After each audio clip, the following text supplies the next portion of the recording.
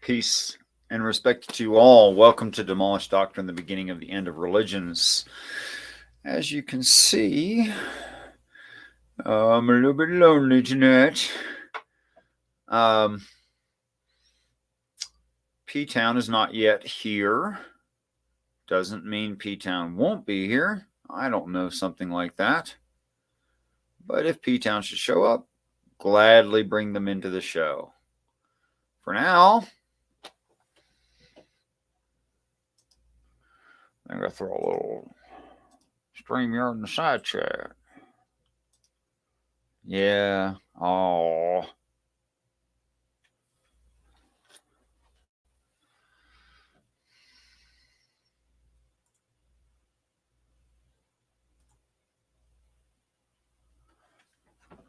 All right. There's that. All takers are welcome. Feel free to jump in and speak your mind, especially on religious topics. You know, anything religious-y would be awesome. That's the stuff. Thank you, Commander. That's the stuff I'm really interested in. Not much interested in much else. I mean, I work a little bit, little housing projects and finished carpentry kind of stuff. Really not interested in that stuff, though. Not actually. Just what I do to make ends meet. However, ancient religions, fascinating for me, not for everyone.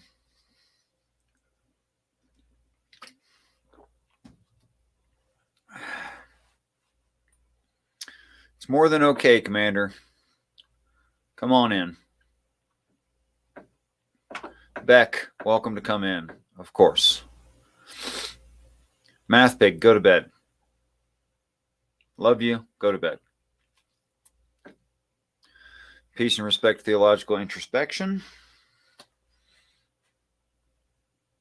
Well,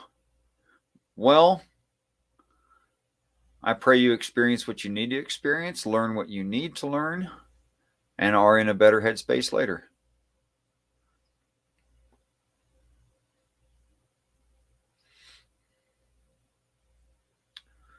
Thank you, sir. Or ma'am. I'm not sure if theological is male or female. Or maybe something else. So this is the part where I try to say stuff and sound like I'm saying something for your entertainment. And male. Okay, I'll try to recall that. Until Commander 1 shows up and rescues me. Yay! Peace and respect, Commander. How are you this evening? I'm doing okay. Let me put something on here so that, because for some strange reason it wasn't, showing the avatar. How you doing? I'm better than I deserve. How's our volume? From my perception, but this might not be everyone's perception. From my perception, Commander sounds a little bit, but don't change it yet. Let's get an opinion from side chat if we're about the same volume or if one of them needs adjusted. You guys let us know. All right, Commander, did you bring a topic with you? Because I'm terrible at this. I'm not good at just like coming up with something to say. I really need people to provoke me. So please be a provocator. I was hoping you had a subject, but together we can work something out. Well, dealing with anxiety is probably something that we're all dealing with right now, given the current events with, the election and all. Thanks for side chat. Thank you for your observation about volumes. Okay, so what do I need to do? I don't know how to. What do you need to do? Nothing. They said we're about the same, which means I just turned my volume down on my computer because it was just too loud to my perception. which means very little to everyone else. I just needed to adjust my volume. Okay. What were you going to talk with PT about? Because maybe I might be Religious able to stuff. talk and tell it. Religious stuff? Yeah, it's always religious stuff. What the conversation is going to be, would have been, that is to say, going to be if they show up, would have been if they cannot. I have no idea. I usually either let the other person lead, or I'll make an assertion and then let them lead. For instance, I could make an assertion with you and see what you think of it. Now I'm not disinterested in human feelings or our plights or our politics, but I leave that to other people that know what they're talking about. I am not educated on those things. So, I mean, I could speak to my own experience. You could speak to your own experience, but that would be about the extent of the conversation. And frankly, I leave it to others, if that's okay. It's all right. It's also probably a subject that will just get people anxious. But what I will say is keep up. I think from the statistics I've seen in the early vote, everyone's going to be surprised, I hope. And that's where I'll leave that subject. Okay. Now, as I'm not going to go to Karen, because obviously I beat that with like a dead horse. A lot of times when I've joined in, let's try to. I'm sorry if we're losing everybody, and it's late. Do you? I'm happy to have you. Truly, I appreciate it. So just say what you want to say. We'll hear you. Well, currently, I'm in the in-between houses, so to speak. That's why I don't have my avatars and all that fancy setup. That right there, we're not quite ready for that 3D set at the Shills, but we're getting there.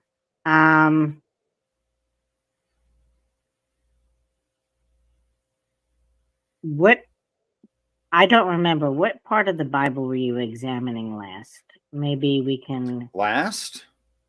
Let's see. The last thing that I was examining was a challenge Math Pig gave me, which is on a face reading in the book of Revelation in chapter. Not good at numerical sequences. What was happening? Peace and respect, Uncle Beck. Hi, Beck. How you doing? Long time no see, no talk. Oh, yeah. Love the microwave. Well, I haven't talked to many people except for that guy. That guy.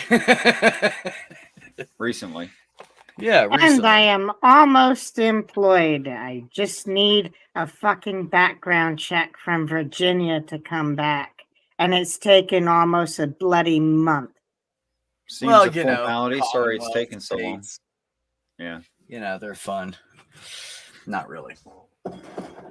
So, what sprig of the limbs of the trees of religion are we discussing? Actually, Commander, just as you were coming in, asked me the same thing, and I was responding. That on a surface reading of the Book of Revelation, in the scene where is the devil and that old dragon and Satan, and then the beast of Satan, there appears to be a third person there. So that's what I was going over most recently. Now, I hold there is no third person, but it's only expanding on an existing idea. Like if I said that Commander 401 is a human being and a YouTuber. It doesn't mean I'm talking about two separate people when I say and. a YouTuber. It's just in addition to, not. I haven't read Revelations in some time. What chapter? And I'm really not good at alphanumeric sequences that don't have some intrinsic meaning.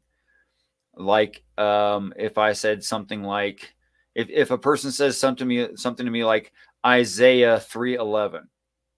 Well, I know what the word Isaiah means, but 3:11 has no meaning, none at all. So that's like, it's like almost wasting time to say something like that to my brain. However, you are muted. You are self. I know what it means. I just don't know what I any of was them just are using compared to their speech to chapters. text It doesn't to mean anything to me. Google. Right. I understand, Commander. This is how I people think normally refer to it. It just doesn't work for me that way. And a great So sign from heaven, a woman clothed with the sun. Yeah, no, that's not the part. moon, But I can stars. tell you the part if you'll allow me. All right. If you'll allow me to tell you the part, I'll tell you the part. Yeah, then we can Just look up. I'll just give you some key words that make it very easy. 3 frogs.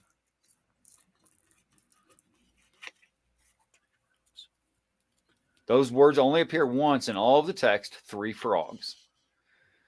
It's in the book of Revelation. That puts you like one verse before the verse I'm talking about. Real easy. Chapter 16. You say so. That meant nothing to me, but I believe you. Sure, I believe him. He's an honest guy. I believe him. Well, I know where everything is in comparison to all the other phrases, and I have a really thorough overview of it. But the numerical sequences just don't do anything for me. Impure frogs.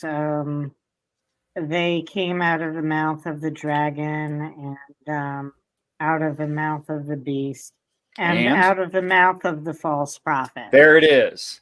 There. See, that looks like 3 different characters. Well, it could look like 3, or you could interpret it as them talking about one person, okay. Yeah, I see what you're saying. Also. And can be also. Yeah. Right.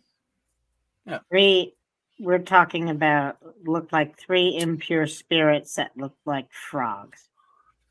Well, they're compared to frogs. They don't necessarily look like anything.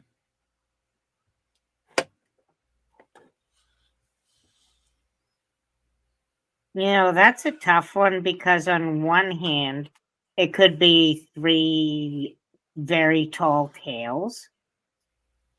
And you could be talking about just the Satan, of course, being the dragon. That's obviously from the chapter 12 that I thought we were talking about. The beast, obviously, being Karen.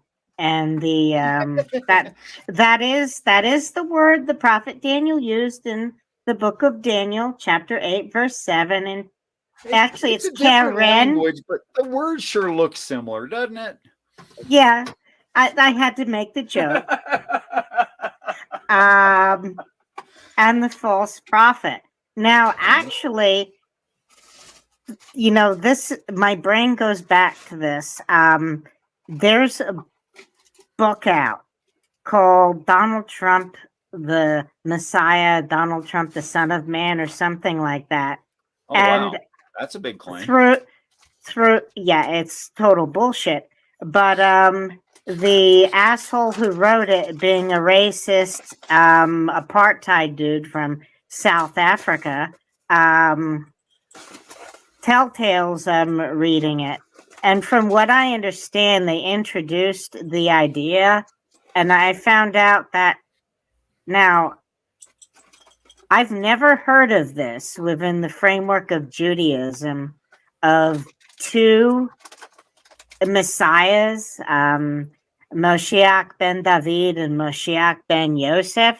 So this is probably some carbolic crap that was added maybe in the last 300 years or so. Primary problem with those ideas being separate beings. Joseph, according to the lineage, is a direct descendant of David. So how would you differentiate between those 2 names? Because they mean the same thing. I know it's total bullshit. Okay, This it is just just didn't even what they're follow simple writing. logic, is what I'm saying. I know it's total bullshit, but this is what they're writing. And there's this like group of people in America who are Christians, and this group of people in Israel who are just the most batshit crazy. Because they tell you don't start with Kabbalah until you basically had kids, because it will drive you out of your fucking mind. So that just brought me back to like a beast and the false prophet. Okay. I But can see those similarities there. but maybe it could be just like some tall tales as far as what the frogs are, or it could be three little deputies or whatever. I have no honest explanation where I could say 100% what the heck those frogs are. Yeah, it seems to me that the frogs are pretty, benign. They're frogs, right? But then it says they're evil spirits, right? So the important part is not the representation as frogs. That's so I can develop some kind of a mental picture, so I can concretize the idea. But I think It could be the that main, creepy alt-right frog. I don't know. I'm sorry. That's I don't know of any pareidolia brain. alt right frogs. I don't know of any It's a frogs that meme. hold political. Creepy alt It's a right frog. Not meme. me, bro. Do you mean like what? It's got a Spanish name. It's a frog. It like has human experiences and emotions and stuff. No, Pepe. it's been a frog meme that was Are you talking used about by the Pepe? alt-right for. I think so. If That's the that's same one the I'm frog, talking about. Yeah. Okay. yeah. Yeah. But it's It probably could be either Pepe, some but lies. Pepe is not three, so I'm seeing that there's a lack of a similarity there. But definitely could be just three giant lies. Well, I think they are lies, and I think there's specific kinds of lies.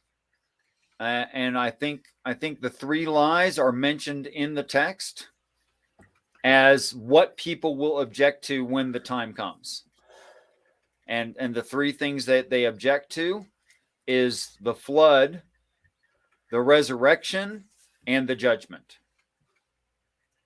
So those would be the three things to like play on if you were the Antichrist. That would be wisdom to take advantage of those three things specifically. You mean for Karen to exalt himself as God, kind of like try to recreate those things?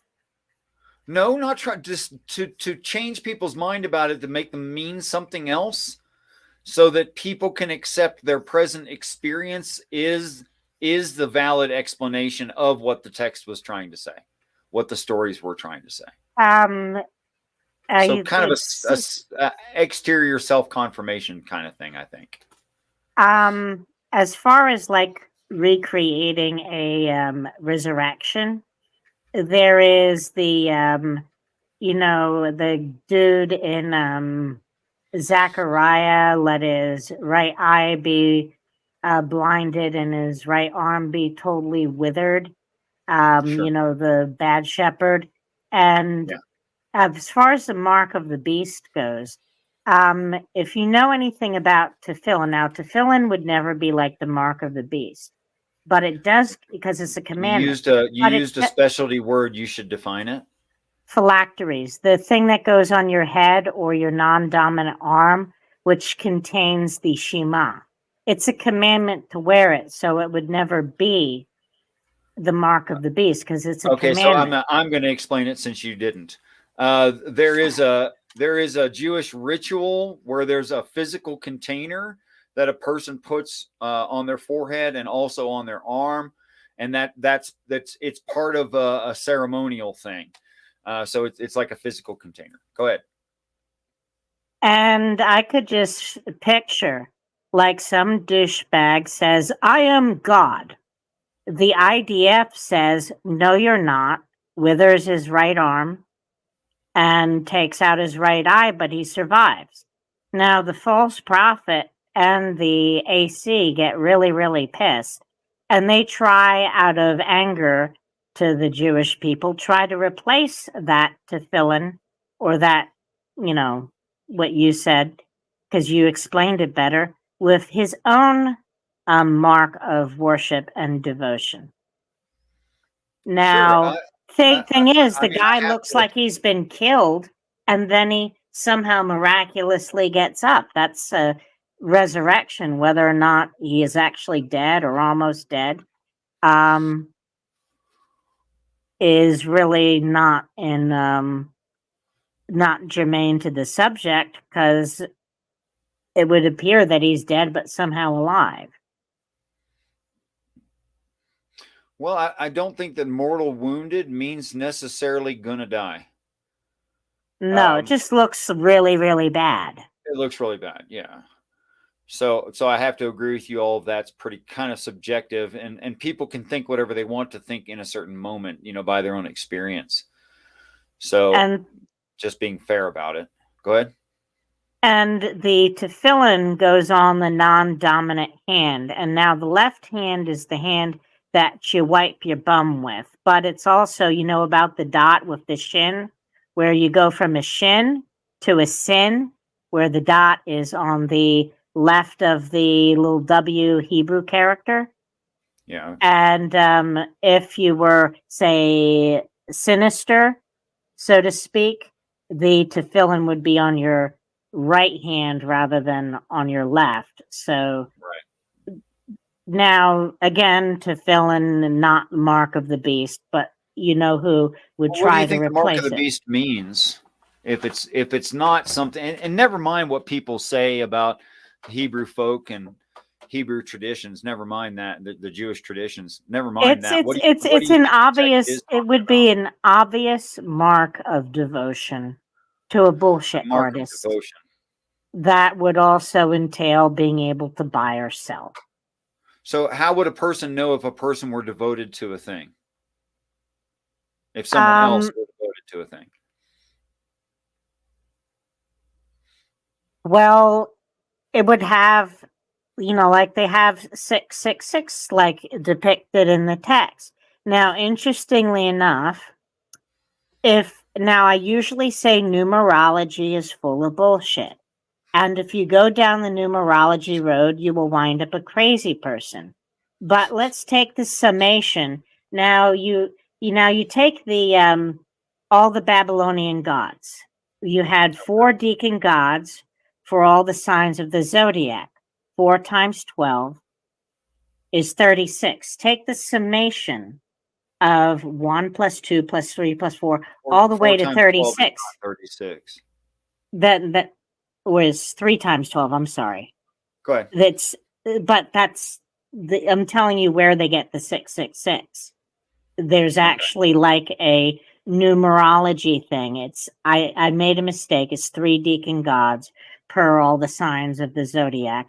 You get to 36. 1 plus 2 plus 3, the summation of everything up to 36 mathematically is 666. Represents all the pantheon of the gods. That's where 666 comes from. It's also mentioned once more, I think, just when I'm trying to remember, Solomon went mad and he collected 666 talents worth of gold. That's the only other place in the Bible that number appears, and it's just symbolic of the summation of all of the gods. Now, so you're devoted to someone as a god, whether or not we're talking about all of the gods or like one specific person claiming to be God. The mark will obviously be connected to the person. Unmistakable. You are devoted to this person, and also buying and selling according to the text will be attached. Keep in mind, I don't believe the New Testament anymore, but I did bother enough to at least learn about these things. I haven't touched Revelation in a really, really long time. That's okay. Yeah, I'll validate that is one of the popular theories. I don't personally hold to that theory of explanation of what 666 means, because that would be, that 666 reference would be the measure of the gods. It wouldn't be the measure of a man. So I'd have to, It's I feel like I'd have to, decline looking at that part of the text in order to but maintain that it's about definitely the some number mark of would gods be a or some. devotion to a man. I'm just letting you know where it comes from, but it No, would I agree be with that part. the mark would be a devotion to a man. Yeah, I Or agree with that part. I mean, I think the text says in no uncertain terms that waters means large group of beings, and then it says that he rises up out of the sea or waters, depending on which yeah, translation this you the read. sea, if you go to Just Daniel chapter 7, people. it talks about beasts coming out of the sea, right? Right, so he's just a regular dude, before his assignment. He's just one of the people. The beast So comes out of the sea like the sea of nations, whilst right, the false prophet comes out of the earth, or Aretz, meaning the land, or Israel. Of yes. course, that's just an So interpretation of it. no, that's I think that's pretty solid. I think that can be, you could make a good argument for that. That it's talking about normal folks.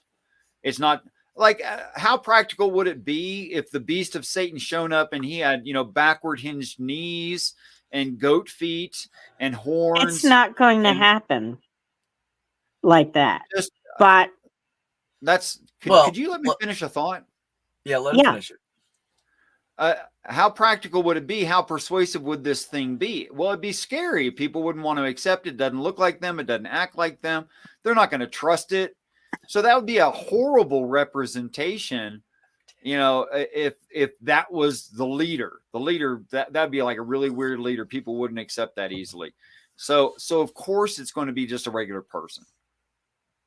now, as far as the character of that person, it's going to be a monster pretty much out front. And here's the thing, all the evangelicals who pretty much are behaving in the exact opposite way the character in the Bible called Jesus told them to behave. Let me quote Pastor Jeffress. If someone like Jesus came and wanted to be president, I'd say ick and run the other way. No, when I'm looking for leadership, I'm looking for the meanest SOB that I can find. And behold, you might be asking for Satan. I think there's a Hitler got story. in that way. I think there's a story in the text like that, where David is to find them a king, and that king will take their women and children as confectionaries and extract 10% of the earnings of the people. That was Samuel's warning to the people about wanting a king in the first place. Right. That was the Haftarah that we read the week after Trump compared himself to the king of Israel in the second coming of God, where Samuel was sad that the people wanted a king. Right. The one, and you remember the one we read the week he did it was all of Isaiah 40. About what? Isaiah 40. It touched on everything from return to the land, to the character of the Almighty, to the vastness of the Almighty relative to humanity. Even the nations are like a drop in the bucket. And I'm sorry when I ran over you. I find it interesting that it says in there sea of nations. Yeah. Yeah. There's not one sea for all the nations. Right. No, it depicts the peoples of the earth like a tumultuous body of water. Several times. Yeah, exactly. Yeah. Yeah. I just don't know why Christians won't accept what they read in a consistent reading frame. Like if I said, and this is slightly a tangent, I apologize to everyone, but people should think about their consistency. Whereas Commander 401 is being very consistent. And I applaud you, actually. The Christians will say something like, Jesus speaks with the voice of many waters means he's a lawyer for the people, a representative, a pontiff between God and man. And then they'll say, that he speaks for many people, and that's what waters means there. But in other places, they'll switch the meaning of waters to something else. And that's just like literally not consistent. And in the Tanakh, when the prophets often talk of waters, they're talking about that which is giving life. Like he promised rain in the season and I'll rain on Israel. It's also depicting life.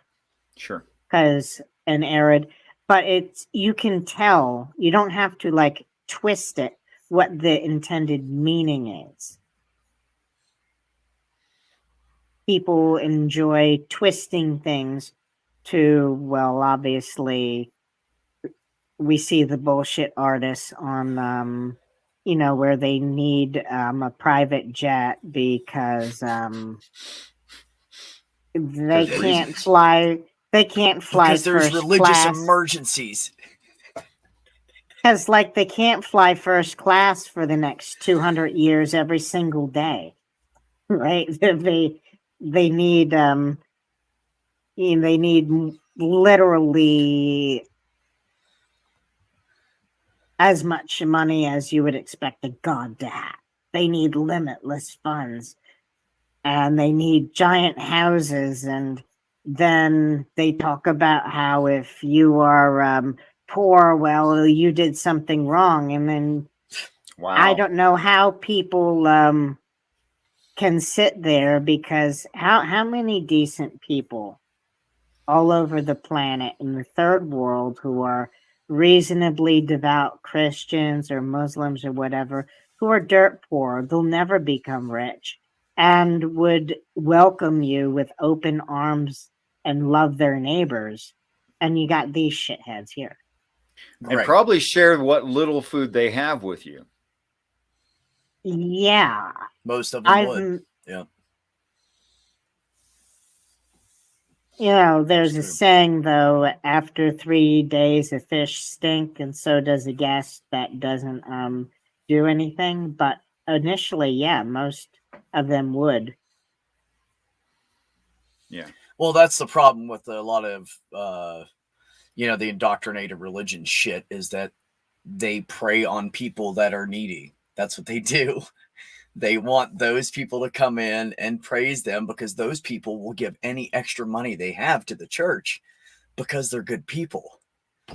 And that's how they get them. And they need some kind of crutch because their life sucks, or they're poor, or they're ill, or whatever. And they just prey on that shit. Come get your miracle spring water right here. I'm like a carnival barker, blah blah blah. I'm talking about Peter Popoff with this miracle spring water. And what? didn't he get? He's still out there. Peter Popoff, the guy that James Peter Popoff, and he's selling James miracle water. Yes, that will make all your wildest dreams come true. He's the guy the legendary James Randi supposedly put an end to in the early 90s. But it didn't work. Obviously no. not. Well, I'm going to order a bottle of his water, and then I'm going to make a magical wish upon that water, and I will follow whatever ritual he wants me to follow, and my wish is going to be that he quit freaking lying. And it's going to be just this. And then he'll have to stop, right? Yeah, right. Call my wishes. My wish was to make you stop, so you have to stop now, bro. I think that's a great idea. Wow. Yeah, of course we want love and acceptance. There's nothing wrong with that. It causes societies. It causes children. It causes meaningful relations. It causes suffering. It causes empathy. It causes lots of beautiful things we need. Yeah. But to take advantage of that on a human level, it's not just nasty. It's really despicable.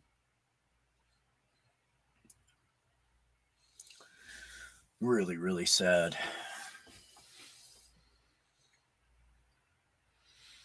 Okay, probably so that was a real up note. So Go ahead, Commander. Sorry. Probably it's just because they also have someone tell them that they're special. I came across a quote from Lyndon Baines Johnson. He was talking about Southern racists.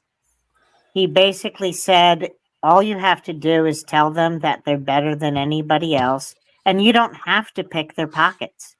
They will turn their pockets inside out for you. Yeah, that's true. They will do things for you that are destructive to themselves just to get that high of feeling better than someone else.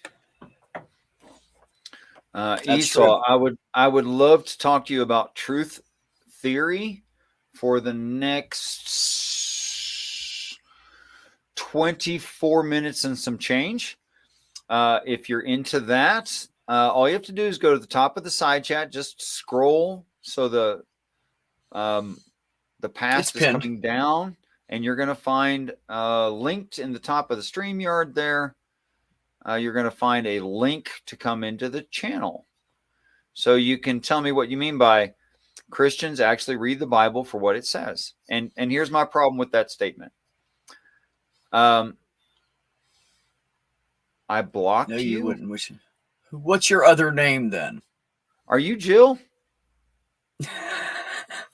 Because Jill's the only human I've ever blocked. That's why I started laughing. If I blocked Most of the world's blocked Jill. But that's consistent. If you are Jill, it's consistent that you've again assumed that you have an objective mind. I promise you don't. Jill actually had a really good conversation over on Math Pigs. He was being civil and everybody was being respectful. It was actually a great, best conversation I've ever seen him in. It is the second best conversation I've seen him in. Oh, okay. But same old Jill, he just kept doing the same old things. Yeah, well. And he has no intention of becoming a better human being at any time in the foreseeable future. He does not have any intention of doing that, which is sad. Everybody would like to see him be a better human. I wouldn't mind having a good conversation with him. Of course, I wouldn't talk about religion because I don't know shit about it, but I'd talk anything else with him. Look, Jill, I'm not going to play this game where you use sock account after sock account after sock account. Okay? He doesn't run from them, Jill. Let me finish that thought, and I'll hand you the floor, Jill. I'm not running from you or anyone else, but I want progressive, actual, honest conversations, not a series of tropes.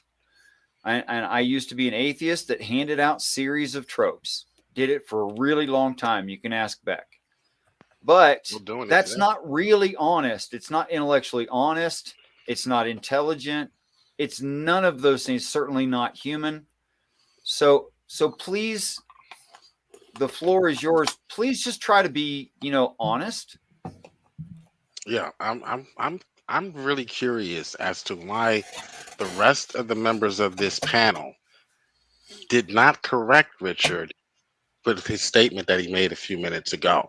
Is it because his statement was denigrating Christians and therefore you went along with it even though it was demonstrably false? Or what's the reason why you didn't correct him? You were asked for clarity. Uncle Would you Beck, give the clarity? Yeah, Uncle Beck, if I came up to you and I said that the word water should mean this X in over here in this book, because that's what it means over here in that book, what would the answer be for someone who speaks English and someone who knows how to read? How would you answer that person when they say that water should be, words are basically univocal and only have one meaning, and therefore you have to use this meaning over here in another context? What would you say to that person? Would you allow that person to just think that that's the right way to read? First of all, there's a distinction with Richard between water and waters. Okay. Water is water. Same word. Waters, no. Waters in his reading frame is people. Okay. He said the same word. He said the same word. Hold on. Let me clarify. He said the same word Okay, now you're saying it's two different words. He said the same word is used in one area, right? And then Christians don't define it the same when it's used in another era. Do you see a fundamental issue here with the way he's in reading anything? You don't read anything like I'm that. going to tell you, honestly, Jill, I've never been a Christian religious person. I grew up Catholic, and it just didn't do anything for me. I thought it was ridiculous, and it made no sense. And so I'm not a person to dig into religion to begin with. Of course not. Second of all, Christian that he was denigrating. No, I'm just no. Has nothing to do with that. The bottom line is, out of everybody I've ever spoke to in my life, I've been to several different kinds of churches. I went and tried them out because I thought I just didn't like Catholicism.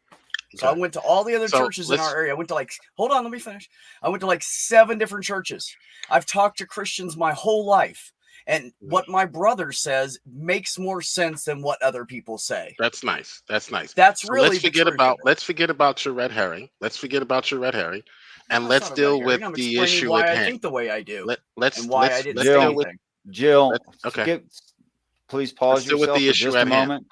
Could you pause yourself for just a moment, please? Thank you. I got a little channel business. Van Eric. I don't recognize that name. I'm going to need you to come on camera, which you can turn back off after this little thing to make sure you're not a troll and a porn bomb or something. Just come on camera, and would you take your left hand and touch your finger to your nose with your left hand, please? Just showing a human being there is not good enough for me, Von Eric. You're going to have to do something I ask you to do to show you're not previously recorded. You will not come in unless you take your left hand and touch your nose. After that, I'd love to have you. Thank you. Thank you very much. I know that's weird, but you understand. Anyways, the rest of what I was trying to say real quick, Joe, before this conversation goes farther, is I just came in here to keep company with Richard because somebody didn't show up. I don't discuss religious shit. Khalil, how you doing? Love you to death. Had nothing to do with religion. Have fun. Sir, what's up, guys? I understand you want. Commander, I love you. Jill, take care. Be respectful. Thanks for coming by, bro. Bye, guys. Bye. Yeah, bunch of cowards. All of you a bunch of cowards. Hey, what's going on, Khalil? What's up? So that takes care of the cowards. And to answer your question, maybe perhaps we should be more specific when we use Christians in a sense like that. We're talking about the ones who basically twist the text to manipulate people. Sure. The people who are rather rotten, like the televangelists, like the, let's take Robin Bullock, for example. Robin Bullock's, right? I've seen video of him recently saying that liberals don't like Russia because they're all conservative Christians and they hate traditional values. Number one, Russia is murdering a bunch of people. That's a bunch of bollocks. That kind of Christian has been running around for the past decade now, screaming that if the government cares about the poor, it's socialism and communism. And then that same douchebag winds up carrying water for the Kremlin. Okay, we're talking about the Christians who twist everything to manipulate people. Now, when I'm speaking in great generalities, I don't think I'm being unfair, because I do know of a pretty good sized group or percentage of Christians that would say something like Jesus speaks with the voice of many waters means he's a lawyer for the people. And then they do indeed read the word waters differently elsewhere when it's not necessary. So, I mean, in the beginning of a conversation, we speak in generalities and we hone in as we go, and there's nothing wrong with that. And if I think if Jill takes that personally, I think I wasn't necessarily talking about Jill. I don't know his position on that particular part of the text. Peace and respect, Khalil and Von Eric. Hey, what's up? How's it going, brother? Von Eric, you're new to the channel. I would give you the floor right now, if you like, to share your thoughts. No, I'm not new to the channel. I've been on here before. Oh, I haven't been on your panel. I'm sorry. I haven't been on your panel. Right. Oh, okay. Oh no, so the floor is yours if you want it. No, go ahead. I was just listening to the conversation. I'll jump in whenever y'all. Now, I want to say Von Erich is a really good brother to talk to. I know that he was kind of brushed off and kind of left my channel because of a specific person, but we've moved on from that. I hope you can see that, Von Erich. Oh yeah, I came up on your what was like, I think it might have been a week or so, because I wanted to ask you. I asked a question in a private about, you said, don't you send Qurans out? Someone asks for a Quran. Oh yeah, someone who asked for a Quran. Yeah, I'll send them out a Quran. I actually have a box of like over 100 of them right now. Okay, yeah, because a couple of people that I've talked to was asking, so I was going to send them your way. Yeah, I told them about your channel and everything, and if they liked it, to go up on there and ask for it, that you'll send it to them. Sweet, cool. Yes, I believe when God is hovering over the waters, it means that God moves on the spirits of men, the large group of beings, and that's what to move on the waters means. The other explanation I've heard doesn't really make sense to me. If you have some other explanation, theological, I would hear it. That I don't know. Yahweh is fascinated by H2O, which doesn't really speak to me. I mean, I think water's pretty cool, but I don't get obsessed with it where I like hang out over the waters or something. I mean, I'll go swimming every once in a while. I hear there's prostitutes by the waters. Oh, wow. Well, then you got beings again. So, so you're right back to beings, which I'm okay with. So you said that means that. So you saying that means that he was hovering over people? That's not what he says. That's what the Bible says. Oh, well, I profess that my reading of the Bible dictates. To be clear. Oh, okay. That it means Yahweh moves on people. Yeah. Oh, when it says he hovered over waters. Well, I think that the verse, I kind of alluded to like a prostitute, the verse that Richard would use for the definition of waters, and I've heard him do it many times, is that the waters are where the prostitute had sitteth. Is the whore multitudes that on many waters. Yeah, which are the multitudes, nations, and tongues, right, or languages. Okay, right. And that's in that case, it most definitely is people. Right. Mm-hmm. Right. What was that you were saying, Eric? You kind of got run over there. It seemed like y'all speaking on two different parts of the Bible. Like what she just said, commander.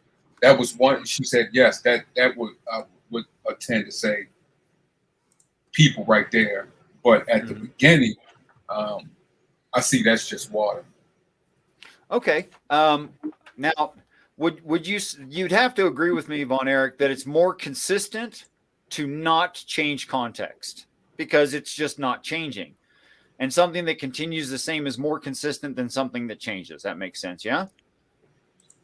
Yeah, that does make sense, but and I do agree, but I do agree if someone doesn't follow the pattern of context.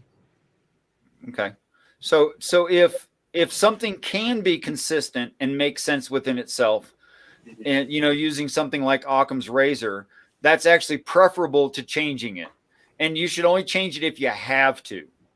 Okay, so to give an example of this. I literally did a paper.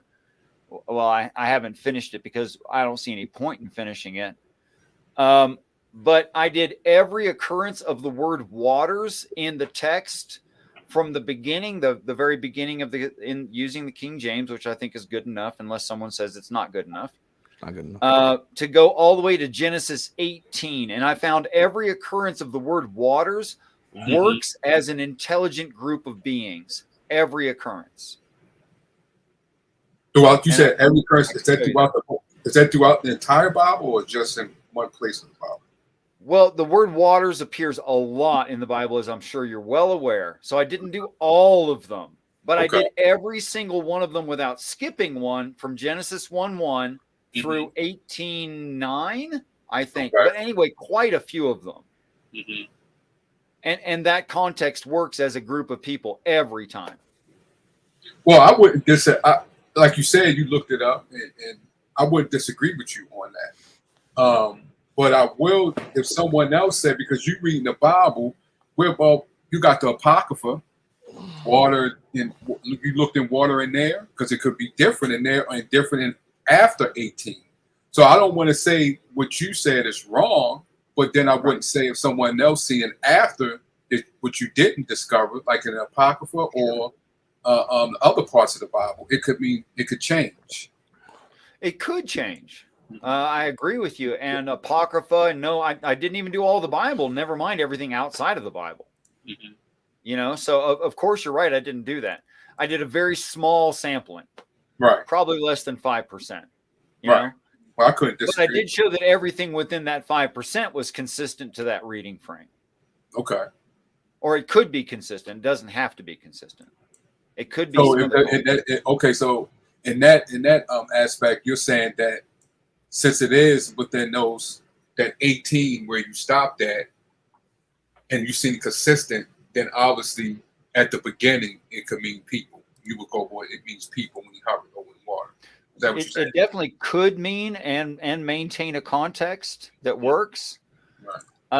And the reason that I say that it is the correct way to read it is a large group of beings is because there is no competing usage definition anywhere in the Bible aside from the whore that sitteth on many waters. Like, we all know what the word water means, and we could use it figuratively or literally, right?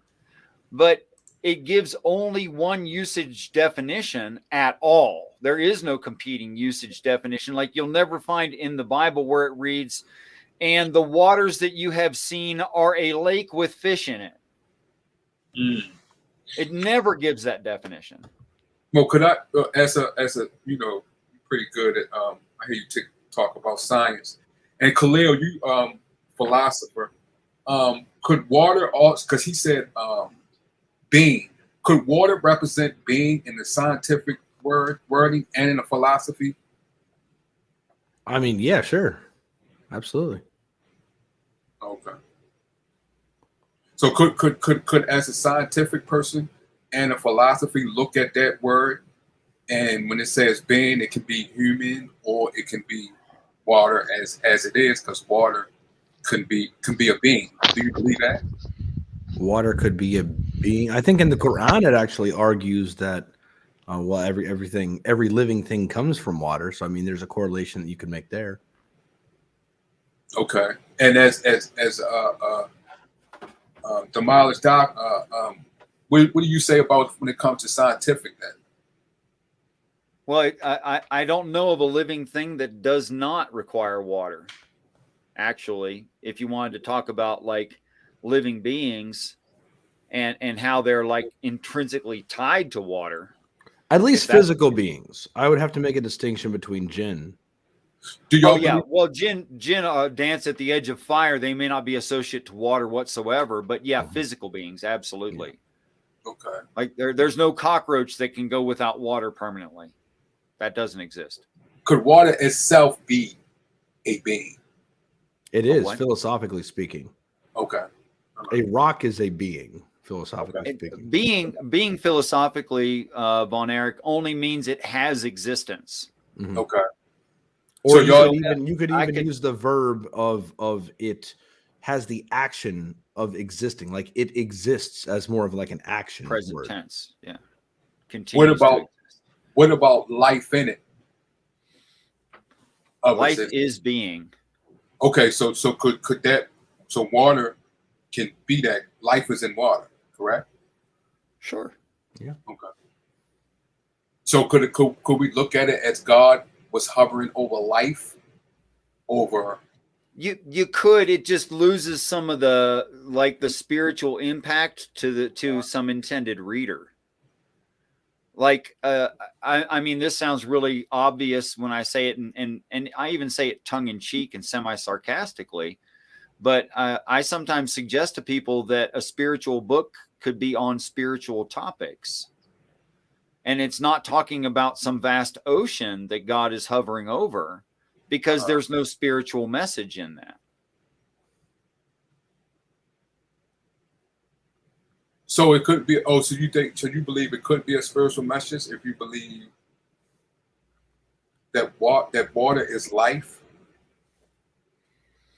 Well, I think there's a larger spiritual message than, I mean, obviously you're right that water's necessary to all kinds of physical life. It seems to me. I don't know of any exceptions. Although my friend makes the point, tardigrades can go without water for maybe a few hundred years, and even frozen solid in space, and lots of crazy stuff, those tardigrades. And he's completely correct. But what I'm saying is that the spiritual implications to me as a reader of the Bible in H2O is very, very small. I can go, okay, it's necessary for life, but I can say that of carbon, I can say that of silicon, I can say that of iron, I can say that of a lot of things. And water is not a pure thing anyway. It's a combination of two different things. And should I say that hydrogen and oxygen are more fundamental than water? Well, obviously it's true, but is there a spiritual impact to that? Not really. But if I say that God moves upon his people, well, that seems like a really spiritual assertion, and might be important and might be impactful. No, that's interesting. Okay. I see your point. So I just think it's the greater, more important message than God likes lakes. I see. You know? Well, yeah, I can see, because coming from yes, I can see, even from a philosopher side, I can see the difference in someone's spiritual reading it. So yeah, I see your point. Peace and respect, Odin, Batman 144, and welcome back, Jill. Hey, how are you guys doing? Alhamdulillah. Awesome. I'm just listening in for right now while trying to spend some money. Trying to spend some money. What does that mean? You're ordering stuff online or something? Yeah, I'm looking to do that right now, basically. Okay. So far, the conversation's been pretty interesting. So, guys, just keep going. I'll be listening. You're welcome to hang out. If I have someone backstage, PTown, the person who's actually scheduled. So if any one of you want to, because you have something else that you'd rather tend to, that would be acceptable. Thanks a lot, Khalil. Peace and respect. Have a great night. Thanks for dropping by, brother. You too, brother. Hey, you guys have a good one. All right, Khalil. All right.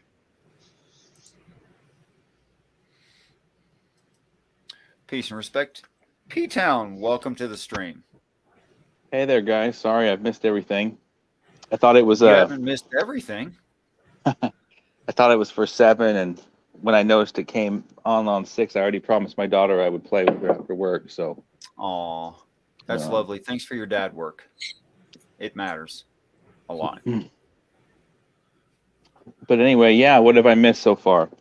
You haven't missed anything. We've been filling time, anxiously waiting your arrival, actually. And I'm not kidding you. Commander 401's been here since the beginning, would attest to the same. Well, I don't know how much I can bring to the table, but I'm here. Well, we'll find Pleased out. to meet you. Yeah. Thank you. That was very... okay, so here's the deal. I want to be fair to absolutely everyone in a like way. So the best thing I know to do right now is to keep my promises. The promise was for PTown. Everyone else was an impromptu thing at the time. So the promise to PTown came first, which means all of you, love you as I do, come second, because that was not the promise I made. I do thank you all very much for coming in. You're free to hang around, but if you stay in the stream, please limit yourself to reasonable interaction with PTown and with the conversation at hand. And we're going to concentrate mostly on PTown because the stream was supposed to be dedicated to them in the first place. If that's not agreeable, I apologize. I just think it's the most fair thing that I can do. You're welcome to stay. Understood. Okay. Awesome. No problem. Hope you're doing well. No problem. Okay, so here's how I would have started the stream, PTown, if I hadn't changed the schedule, which is probably what tricked you, because I have trouble with like daylight savings time and keeping that sort of thing in mind, and I get kind of messed up, and there's an hour difference between where you are on the planet and where I am on the planet. So I scheduled it for 8 o'clock and then went, wait a minute, PTown's over there. That means they said 6, which means I'm supposed to schedule it for 7. Then I bumped it up, which is probably the confusing part. So don't blame yourself, and I hope you and your kid had a great time. No problem. All right, awesome. All right, so here's how I would have started it. I would have asked you to bring anything religious to the table at all that you like. And then if you said, well, I don't really have anything, I would have made an assertion. So which way do you want to go with it? You lead off, or I make an assertion and we talk about the assertion? I'll just introduce myself. Former atheist. People would categorize me as being a young earth creationist. I don't quite necessarily like that term, but that is what I am. I take the Bible for what it says, as far as I can tell what it says. I take it quite literally. I've been calling in and talking to people for about 3 weeks now. Mostly, I like to talk to atheists just because I formerly was one, quite a vocal one, and just my ministry so far that I think God's leading me to do. Okay, so when you say you were an atheist, give us an approximate. It doesn't have to be exact. Well, I didn't necessarily grow up in a Christian home. My dad still doesn't. He's not an atheist, but he doesn't affirm to any religion. Okay. Excuse me. He would say, the golf course is his church. Nature's his religion. Something like that. My mom has schizophrenia, bipolar, spent a lot of time in the mental institution. So I had kind of an aversion towards religion. And I think people who have been around that might understand that, especially if you've been with people who are quote unquote sick in that regard. And I did go to churches with, say, neighbors, a lot of different churches growing up, quite a few. Mostly, I didn't go, mostly within the different Christian denominations. And when people couldn't answer my tough questions, I didn't let them not answer them. So I ended up getting, at some point, kicked out of a youth group. They told me God would bring me back, and surprisingly, they were right. It took a while. I started to become a Christian my senior year of college. And it's been a journey since then, and it hasn't been like a lot of people. I wasn't one of those people who go to church and they're saved and know the day and the hour in which they were saved and accepted Jesus into their life. That wasn't me. Mine was a journey, and it has different processes that took place. Yeah. Okay, and when you story. say atheist and you say you were pretty talkative about it, would you define that for us? Sure. I mean, I'm going to speak my opinion on things as a means to find the truth and everything. So I'll challenge people.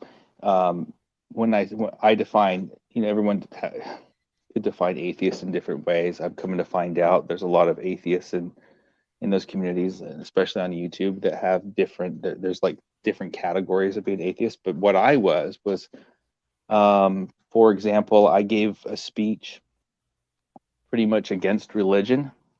When I was a senior in high school, I almost won state with it without even trying, just because I had a natural gift of talking to people. I guess in this case, talking to a lot of people, with a speech, and I feel bad now looking back because I probably turned a lot of people away from seeing what I know to be the truth now. Okay, so right off the bat, I'd love to hear your challenges that you gave to churches, and be given a chance to field answers to them. And no one ever learned anything from confirmation. Now, confirmation feels real good. I like confirmation myself, but everything we ever learned was from the answer no and correction. So as far as someone having made a quote unquote mistake, I'm not sure that's possible unless they learned better and then repeated the old behavior. Right. I would agree with you in the sense that the biggest hindrance to knowledge or learning is the assumption that you already know what the truth is. Right. And I'll be honest with you, at this point, though, in my life, since I do believe I know the truth now, I might be breaking my own rules and it might be perceived that way. But still, my heart's always, my mind is still always there questioning things. Good for you.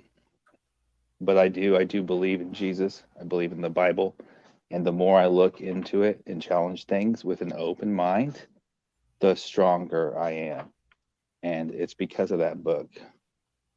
Here are some theological terms that I unabashedly stole from actually an atheist biologist.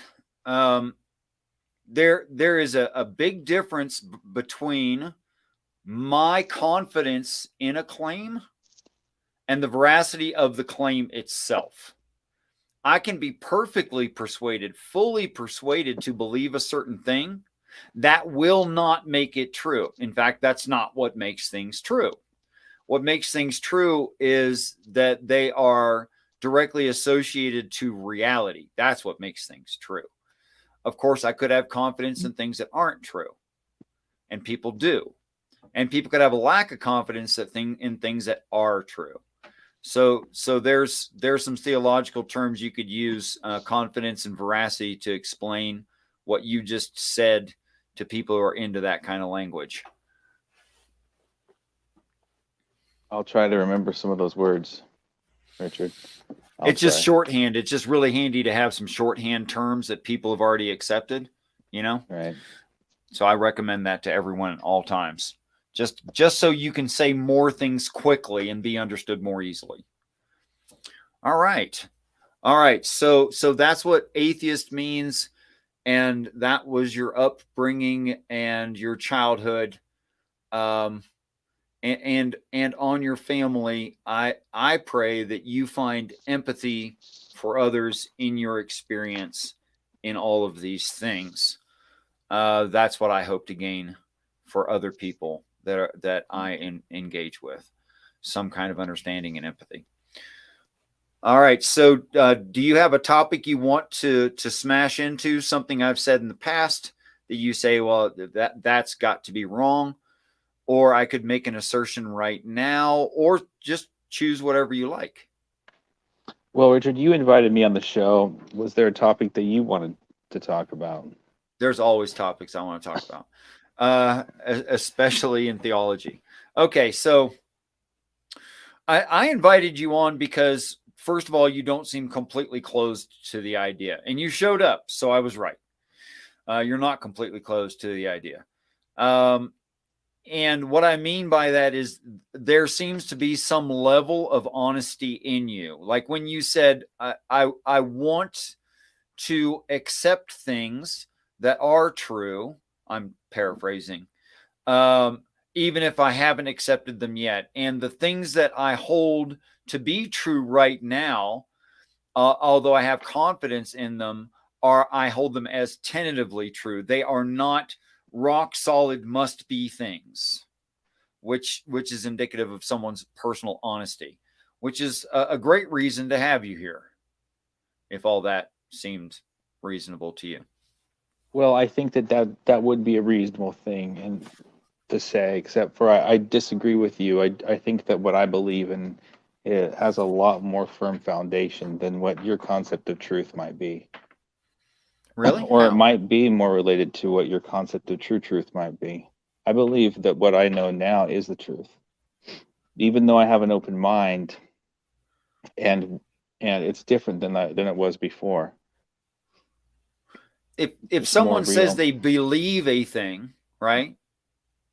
That means they have confidence in it. Confide, with faith. Right? Well, there's a different level of evidence, though, in what I know now than I did before. Fair enough. In my mind. So, but I don't want to do a comparison between where you were and where you are now. I want to take an analytic look at where you are right now only. Okay. Okay. Because you've already given us where you were. I'm interested in where you are. Okay. So do you think people hold confidence in things they think are not true? I don't know what that means. Right. Oh, how could if I you was hold to confidence guess in something you think is not true? What's that? Well, sometimes I think that some people do. But yeah, but usually people don't. Sometimes I think that there are people out there though that do. Yeah. Okay, so is it necessary normally to say something like, I believe this? Is that necessary, or shouldn't I just assume you're saying things you believe anyway? It's okay if you say you believe. Like PTown, you believe this. That it doesn't offend me. That's not what I mean. Right. Unless I think you're a liar, I'm going to grant that you're speaking what you believe right now at all times. Right. Okay. So the opposite of that would be someone saying things they don't believe. Right? Okay. I don't know of someone who says things they don't believe. People can lie, but they didn't trick themselves. They still believe what they believe even when they lie. Like they're aware they're lying. And if you're being honest, you're still saying the things you believe. So either way, a person believes what they believe. And there's not much point in saying something like, this is what I believe. But the better question, I think, here is what you believe necessarily true? Sure. I mean, I think that maybe we're playing word games here. I remember having the same conversation with my philosophy of religion teacher.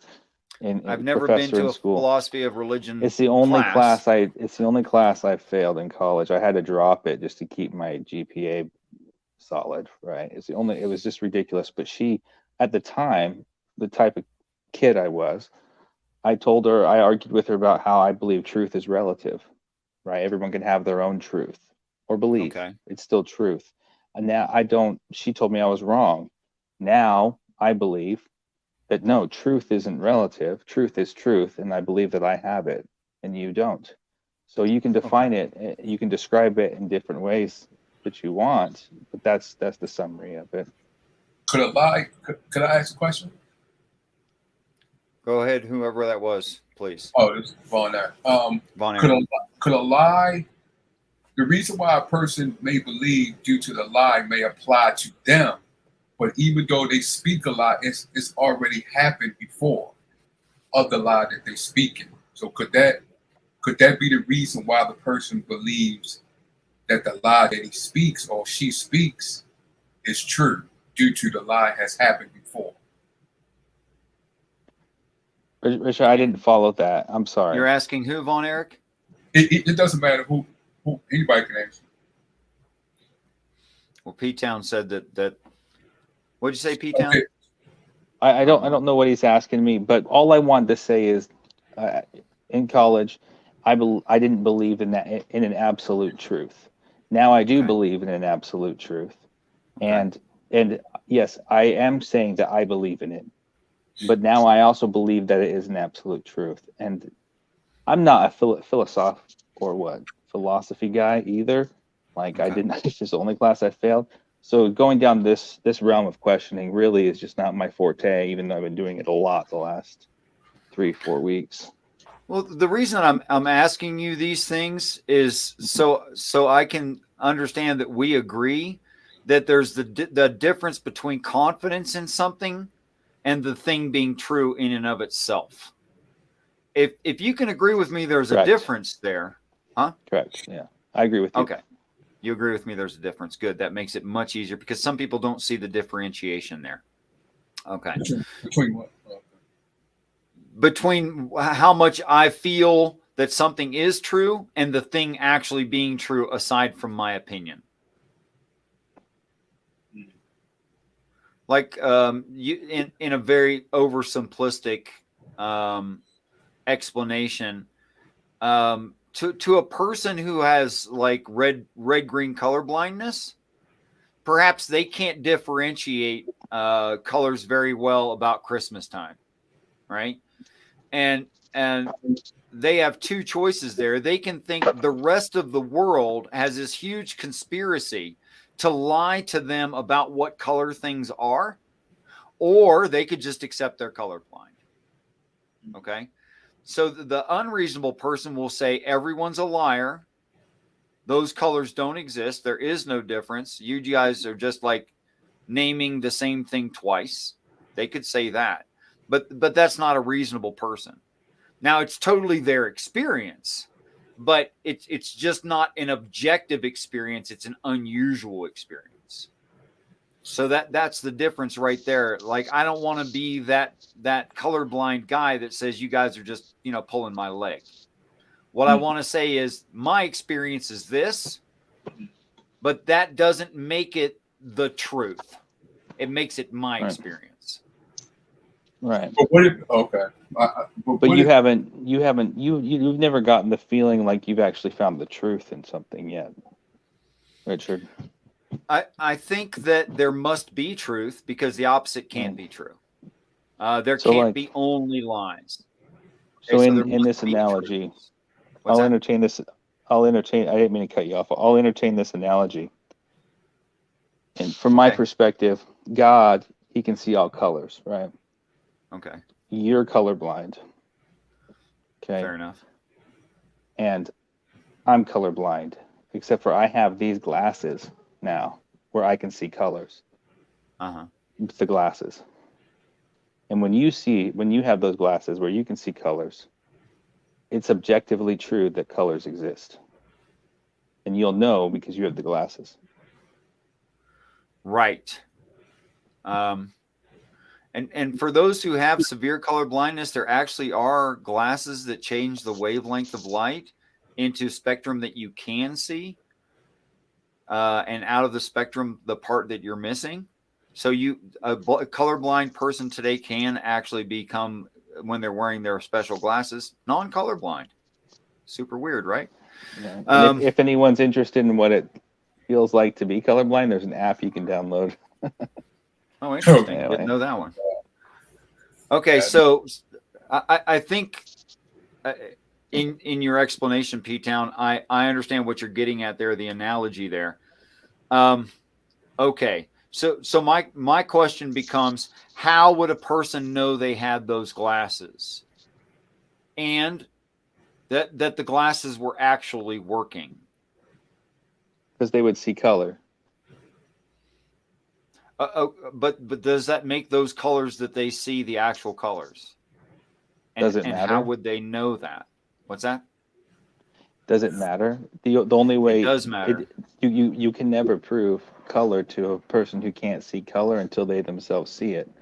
And the only confirmation that you would have is if someone else used the same glasses. Oh, okay. So then what we need is confirmation by other sources.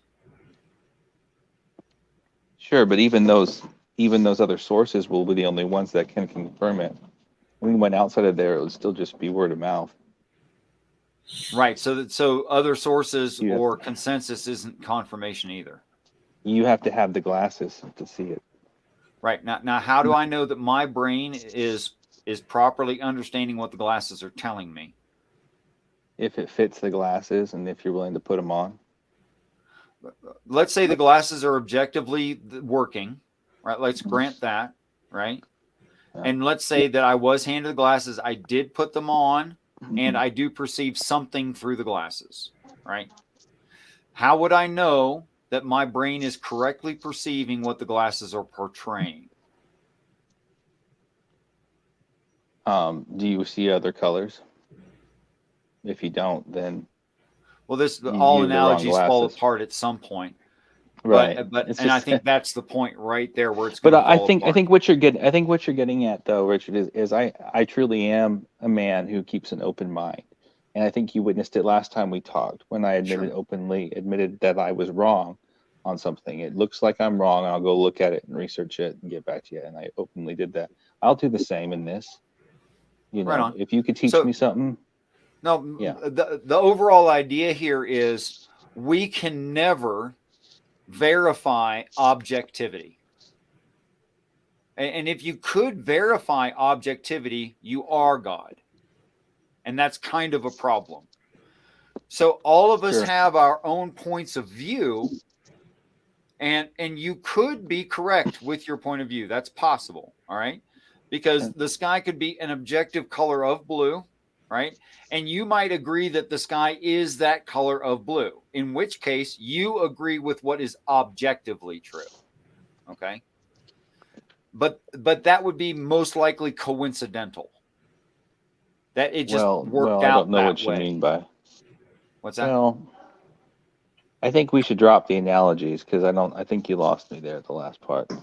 Okay, I wasn't speaking in an analogy, really. It's just that it's just that we never have an objective mind. Okay, so when a person says something like, "I accept the Bible," what they really said there was, I accept my reading frame and my subjective opinions on the Bible. That's what they really said. So, of course you do.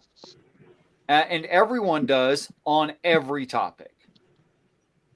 Because the opposite of that makes no sense. I reject my point of view. That doesn't work.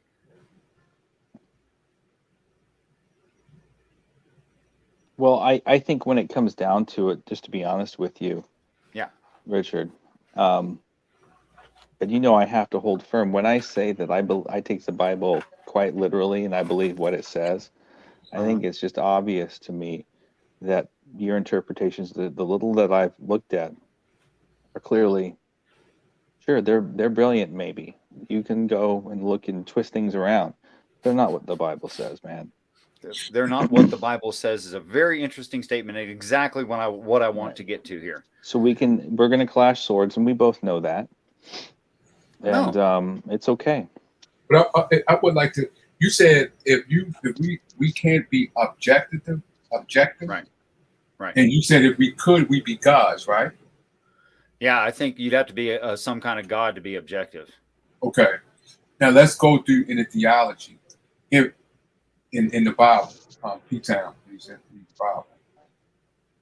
If you say we all have, if I say I believe in the Bible and I read it, and you say because I read it, I'm seeing things through the lens of what I've been through, my experience, different things like that, right? No, Vaughn. Hey, Richard, I don't want to be rude to your friends, but I think it'll be best if it's just you and me for a little while until maybe towards the end. Can you guys? I'm sorry, I don't want anyone to be offended at all, if it's avoidable. Right. But I want to reinvite Commander and Von Erich and Batman, which Batman, you and I never get to have really long talks, do we? I want to invite you guys back for another stream, and I'm gonna say that's gonna be. Let's see, when's the next time I'd actually be able to carry through with a promise? Oh no, you don't need to promise. I could just I just go. You don't need to promise. No, you don't need to promise. It's Okay. good. I just, but I thank you very much for coming in and rescuing me when I was absolutely desperate and didn't know what to talk about. Thank you, especially Commander 401. Von Erich, thanks for coming in. Please come in again. You can contact me on the Shill server or on Twitter. Rockin'. Thank you guys very much. And I appreciate your understanding and your empathy. Yeah, Richard, I'm so sorry for that. It's just No. I think it'd be better for everyone. Yeah. You need what you need, okay, and that's fine. All right, so would you refresh me, or should I refresh you where we were? Sure. So part of the process of me becoming a Christian, it was one, people, a few of the atheists that are here will probably make fun of me. They think that I became a Christian because of my wife. Not entirely true, partly true. But I challenged her every step of the way. She just answered some questions for me and stuck with me, even as hard as it was, until eventually I started to become a Christian. I still didn't have my questions answered when it comes to science. Kent Hovind did have an impact on me, mostly because I was exposed to an alternative point of view from a scientific standpoint. Just the idea that there's another way to look at the world, and the possibility of there being another explanation that could still fit with the Bible was completely crazy to me. It's crazy to most people, right? And probably including to you. But at least you'll be surprised how many people don't even know that there's another viewpoint, especially with the way the school systems are set up now. The next level, and I'm just naming people, and this is a total summary, I was exposed to Chuck Missler. Are you familiar with some of his stuff? Vaguely. Okay, so he is a great man, and he talks about a lot of great many things. But I studied the Bible just watching his stuff on YouTube, using his books. A lot of his stuff is taken from other people, but it proved the Bible to me that it's divine. And now I am the man that I am, even though I don't know everything. I do believe that I'm aligned with what I would call objective truth. And you may be. And you would never have heard me say that, Richard. That's not the type of person I was. It's just that if you believe that too, which you don't have yet, you would say the same thing, and that's what I think. Because remember, I mean, I challenged and failed. The only class I failed is because I challenged a philosophy of religion professor, tenured one. Yeah. And said, "There's, your definition of truth. It's relative." So I didn't believe that anyone could actually know the truth. Right? And she, that wasn't the reason why she failed me, but didn't help. Probably didn't help. No. We had a fight in her office over this stupid thing. Like, what's a word mean? It's ridiculous to me. Well, I don't know what that conversation was, and I really don't want it explained to me, to any great detail. Not to be insulting to you. It's just I think that's going to get a little bit tedious. Okay, so I think it's evidently true. I can't say that all things are false. Well, if not all things are false, then some things have to be true. So I say there has to be truth, Now, I may have some truths. I may not have some truths. The only evidence that I have any truths are very, very simple truths. Like, you can't drive a car across a lake. And because I know that, I don't drown trying to use my car as a boat. Sure. Okay? Well, what about this one? All have sinned equals objective. Do you believe in sin, Richard? I do believe in sin. It may not. You may not agree with what I think sin means. Okay. Well, with the way that I would define sin, would you agree that all have sinned? Is that objective? Probably not. Interesting. Why is that? If you're defining sin as something besides falling short of the mark, then I'm not going to agree with you. If you're going to identify that the mark is perfection, I'm not going to agree with you. If you're going to say that the mark is perfection and that God expects your average reader and practitioner to achieve that perfection, I'm not going to agree with you.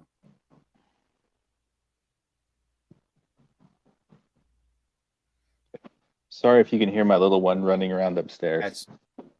Suffer the children, you know. Yeah. It's fine. Let me know if it gets annoying and I'll mute myself more. Wasn't even worth mentioning. It's fine. So yeah. I don't know what you mean by sin. I don't know who you expect to sin and to not sin. I don't know what you think the Bible is demanding of any given reader. So I don't know if I can agree with you or not. That's okay. I just wanted to tie it into something I was curious about you about. That's all. I mean, so do you believe in Jesus?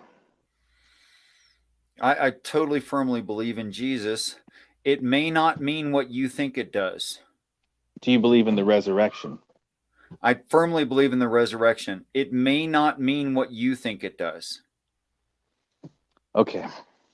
Before we go into what you think it means, let me just... So, because I don't want to give a synopsis of what you believe, because I don't want to offend you. You could just ask me specific questions. I would answer them honestly. Yeah, okay. Do you believe in a global flood? I do believe in a global flood. It's apparent it probably doesn't mean the same thing to me as it does to you. Okay, okay. I'll try to stem away from clarifying questions for now. Okay. The 7-day a 7-day creation is defined, what I can define that the Bible calls it as in, you know, there was light and then there was darkness. Do you believe in a literal interpretation of 7-day creation? Oh, I take a hyper literal view of the Bible, more literal than any Christian I've ever known of. In fact, I think they fall way short and are basically irresponsible in their research.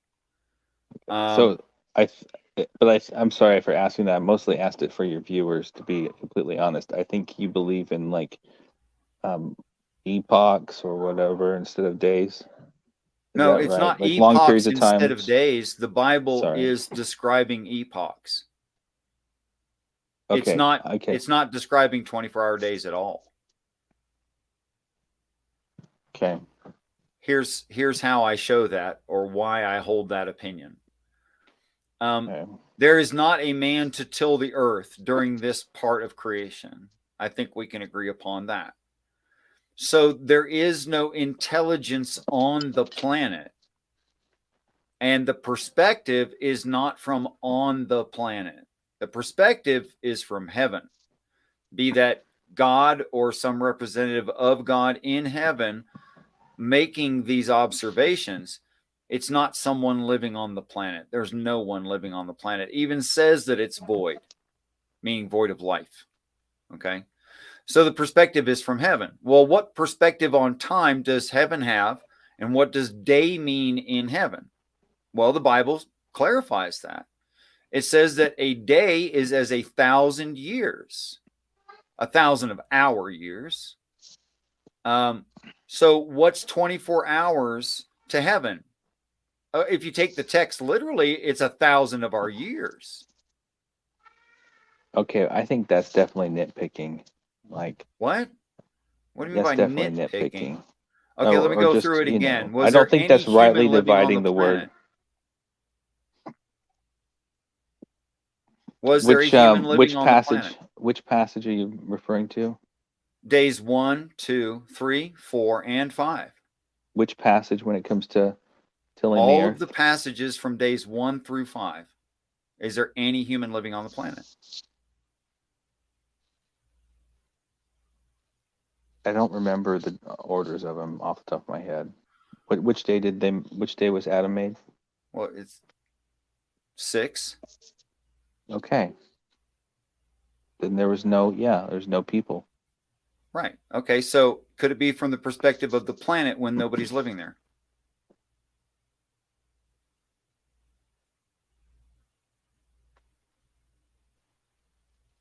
A second.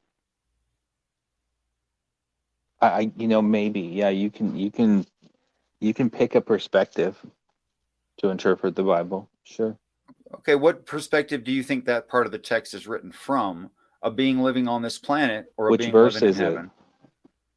All of them. Days 1 through 5 in creation in the book of Genesis, in the opening of Genesis. All right. So I'm just going to look up in till. Genesis. What's that? I'm just going to look up till the ground here. Genesis 2:5. Yeah, that's Genesis 2:5, which is way past this portion of the text that we're talking about. I understand, because that's chapter 2. Mm-hmm. Yeah. The earth never created in the day of the Lord, it's every plant. So when I read this,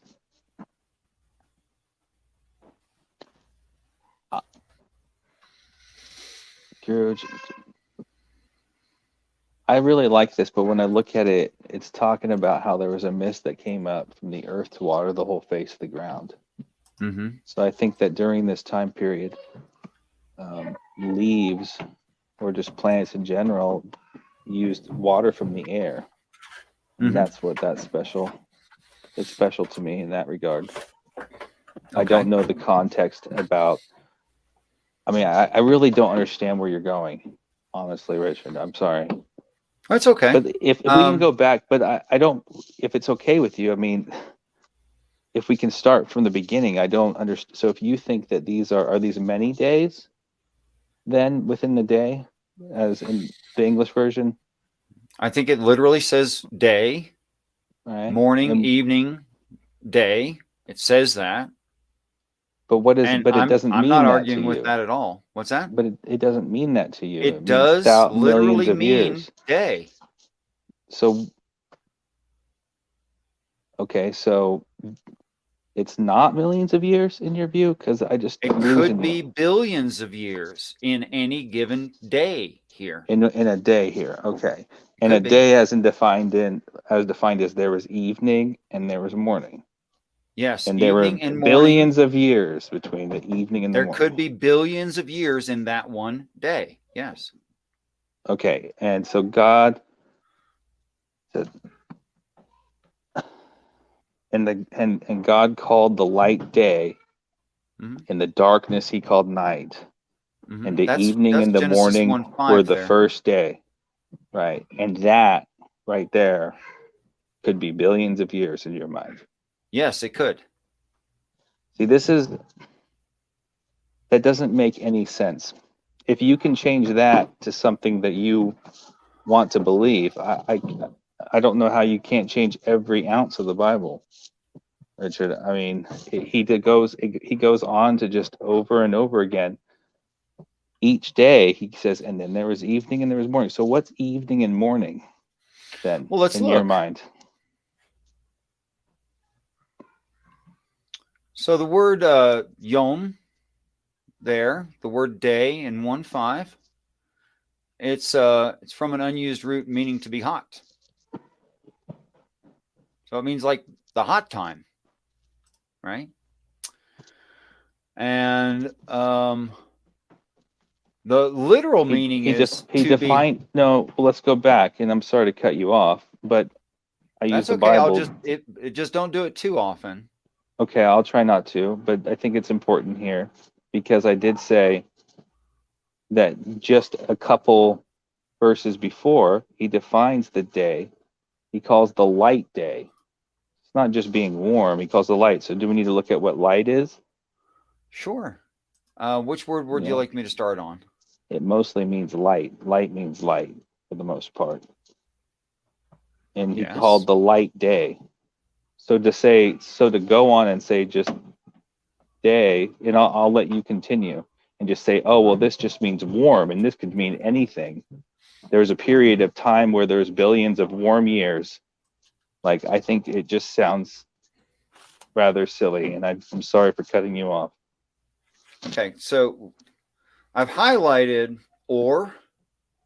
The word light comes out in the English as light. To be, causatively, to make, luminous, literally and metaphorically.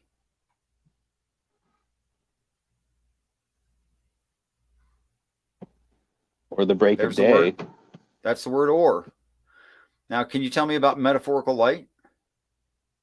I'm going to tell you what light is. Well, let's not switch words. I let you choose a word twice, and I'm looking up the word you most recently asked me to look up. Here it is, or. You're looking at light or. This is the word now. Or in the Hebrew. It means light. Okay. And in the English, especially the King James I was just looking at, it comes out as the word light. So I looked up the word light there. It's the Jewish word or, which means to be, causatively make, luminous, literally and metaphorically. That's what it means. Okay. And what does darkness mean? No. Not moving on. Right, sure. So, okay, well, I'm sorry. I don't. Not moving on yet. Not moving on yet. I just want you to recognize that this is the word you just asked me to look up. Correct. And it contains a metaphorical sense. Doesn't have to be metaphorical, but it could be metaphorical. So if the text is talking about metaphorical light, if it's using the word that way, if it were, what would that mean? You got to tell me, buddy. Light of the mind, metaphorical light, not physical light, not photons. Okay. So when someone says to me they're taking the word light literally, then I have to ask, are they at least looking at the chance that it could be metaphorical? Because if you're taking the word literally, you have to look at the metaphorical sense of it because it's literally part of the word.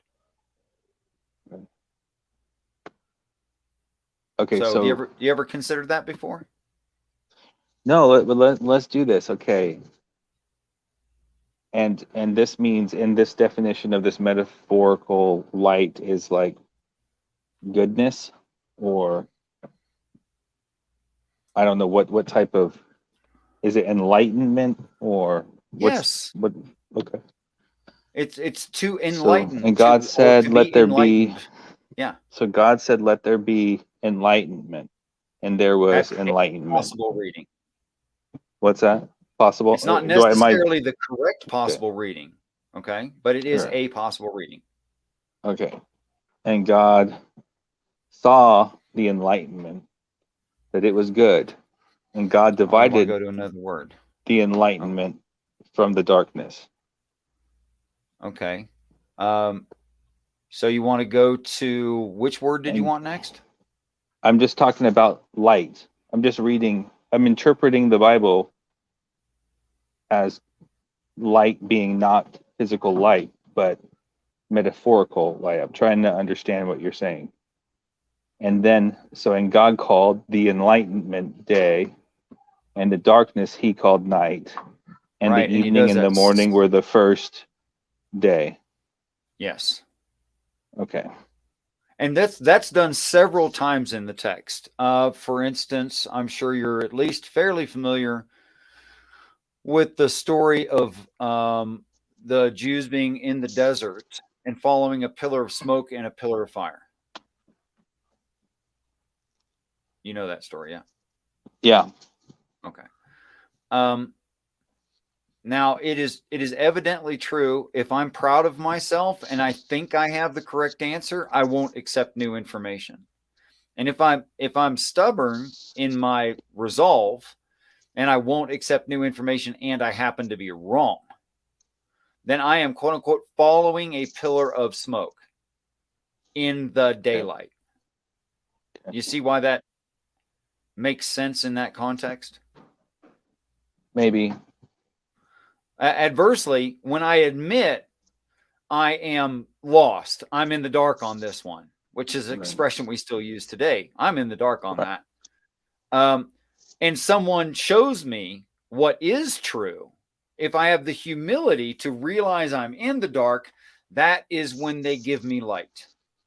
That's when I can accept light. So that's a pillar of flame. You know, it's not like smoke. Smoke will just choke you. And it's not warm enough to cook anything on. And smoke won't keep you warm in the wintertime. It's not very useful. It's only bad for you. However, flame, you can cook food on it. You can keep close to it. The radiation will keep you warm in cold weather. So the flame is the useful thing, but the flame only appears at night. Okay. Okay. So when I say I take the Bible literally, I'm talking about those ideas like that. Right. Okay. Is there Now, anything wrong with me? I can go like literally word by word by word through all of the text and show you that these are reasonable ways to take the definitions of the words that are there. So if someone says to me, they believe the Bible and take it literally, I'm not sure what they mean by that. Well, I don't think they mean metaphorically, like you just changed light to be in this context. Yes. I'm sorry. But here, let me just explain. Do you think that enlightenment of mind is a metaphor? Or do you think a mind can actually be enlightened?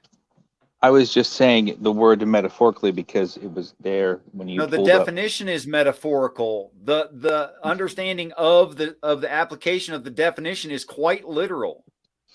There can be enlightenment of mind. That's a real thing. That's not figurative. Well, I think your dictionary would call it metaphorical. No, the words I'm using are metaphorical. That's what they use to actually differentiate between physical light and it being enlightenment. Was they called it metaphorical in the dictionary you brought up? That's all I'm referencing. Yes, I know that. Here, but I'm so still let me tell you where I'm not certain when I was if an a atheist, person is like being responsible when they say I'm taking it literally. I'm not sure they're being responsible when they say that. I get it, but but when I say literally, okay, fine. I do lean more towards it taking it literally, which I do think a lot of the time in this, for example, like in this case, it is referring to something physical, literal, not metaphysical or metaphorical. Okay. I lean more towards it taking it literally. And this is just an example, but I get it. Like, yeah, you can't bridge.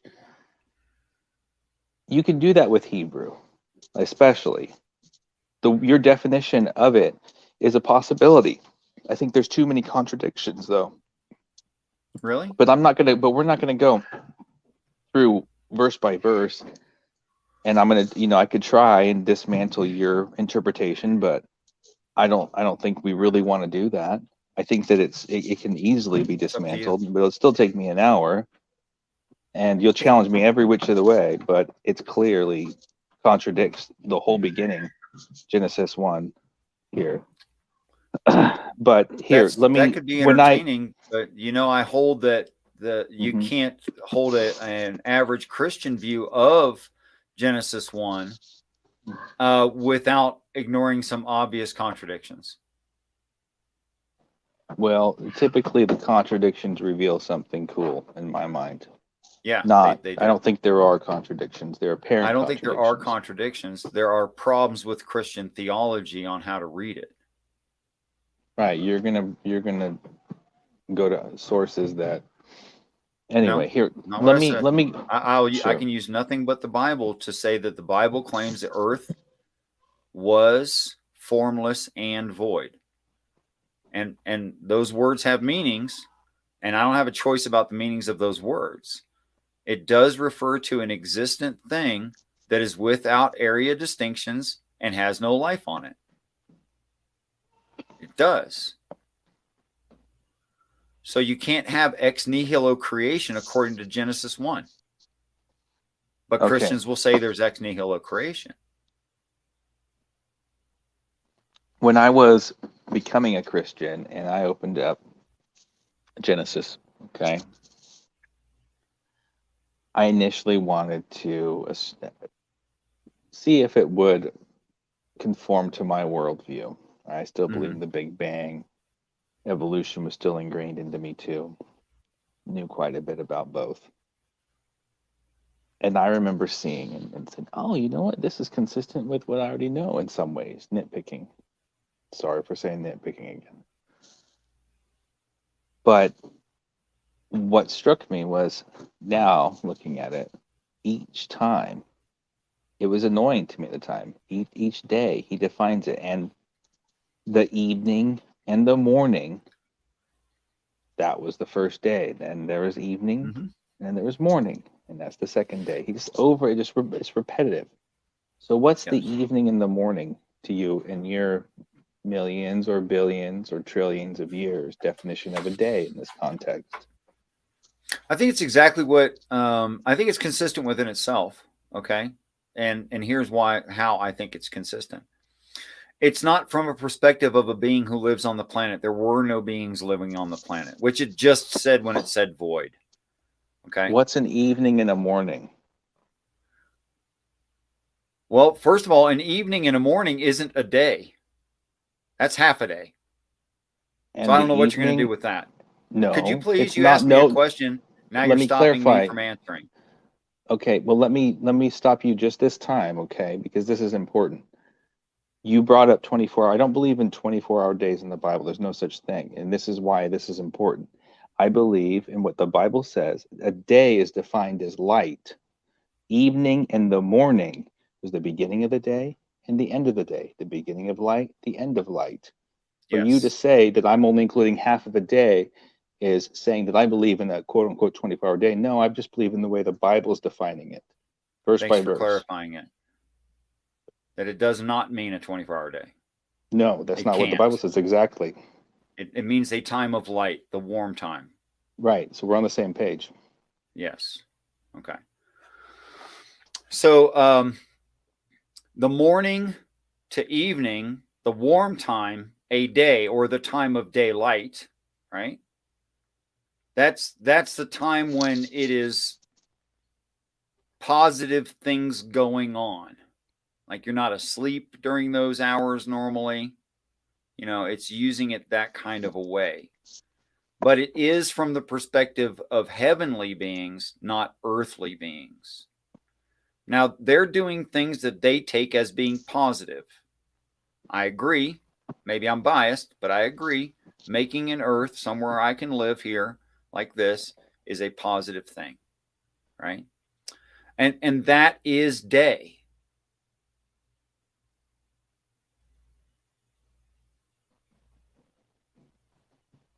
Okay.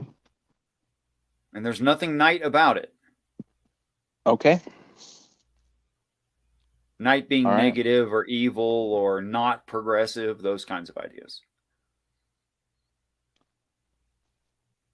Okay.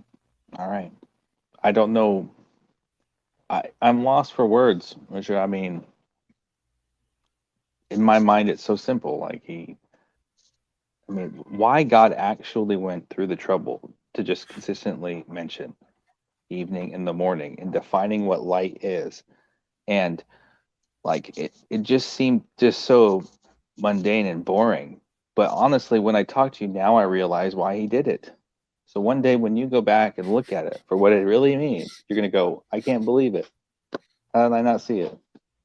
Why did I make it into there's aliens on another planet that inseminated Adam and Eve, and then they brought them here? And I don't know why you said that, and it's a lie, and I don't appreciate you lying about me on my channel. I didn't mean to jump to because I don't know. You did just lie about me on my channel.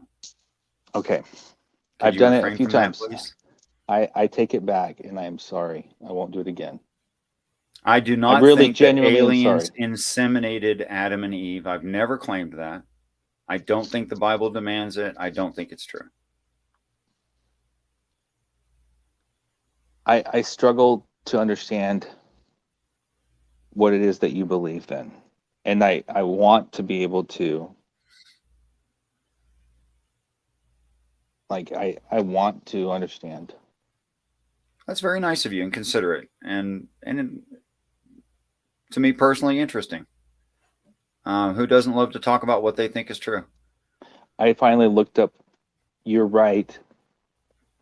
The word Elohim is used for God throughout this chapter, and it is plural. Mm-hmm. It's not shocking to me that it's plural now. As I mentioned before, it was because originally I read it in the English, with the English version, and sure, it was shocking to realize it was plural, and I felt comfort in it because it helped me with this concept of what we would categorize as the Trinity, and it was significant to me at that time. So learning that Elohim is plural, it's not shocking to me, but I can see how you can interpret it meaning multiple. And I don't want to say like I know what you believe. I'm assuming it's multiple gods or multiple angels or some sort of powerful beings. Is that? I use the definition it gives, which is a group of powerful beings, a plural of powerful beings. And I stop right there. Right. And I can see how that it is what it says. Right. But as far as I know, when it comes to the Hebrew, you can have singularity and plurality all in one. You mean like the royal we? In the language. I guess maybe you're teaching me something. Is it the royal we, maybe? Well, actually, the Hebrew people of that time didn't have the royal we, although Islam soon after did. There is a royal we to the Islamic, to that part of the Arabic nation, but not to the Jews. And you know what? I'm not. I would only be accused by asking this question. I'm only accusing you of not having heard of something. You know what royal we means? Because you sounded like maybe you didn't. I feel like I've heard of it before, but I don't. Okay. When the Queen of England refers to the crown and the throne and the palace and consensus of decisions, which is the position that the human holds, the human refers to we because it's a consensus. It's not their opinion, right? So when the Queen says we have declared, it's not the Queen's opinion. It's a there's other people involved and stuff. Okay. So that's what the royal we is. It's a singular speaking for a group, not that there's no group or that a singular is a group. Does that make sense? Yeah. Okay. I think so. So that's the royal we when a singular person's talking. But of course, the Jews weren't using that.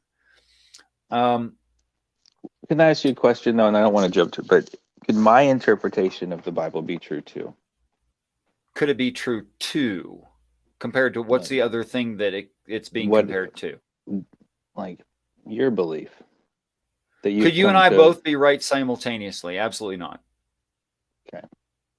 Okay. Well, not absolute truth, but can I have an interpretation that's equally as good as you? It might be the correct one. Peace and respect. But they can't be contradictory and both correct on a singular topic. That's impossible. Correct. Okay. That just doesn't logically follow. And that's why we're here. Right. No, actually, it's not why we're here. Okay. That's not true. I have no hope to hash that out. That's not why I have these conversations. I have these conversations in the possibility that the view I've adopted may be correct, and I should present it if it is correct. Okay? That's not the same thing as me saying it has to be correct. But let's take the opposite view. What if it is correct and you'd never heard of it?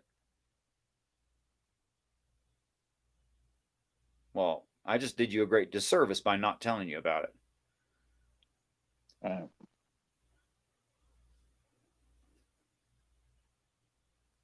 Right. Hillary came up with a decent usage definition. I'm gonna switch to my Wi-Fi. Hopefully, it doesn't cut me out. It should be fine though. If it does, I'll bring you back in. It's okay.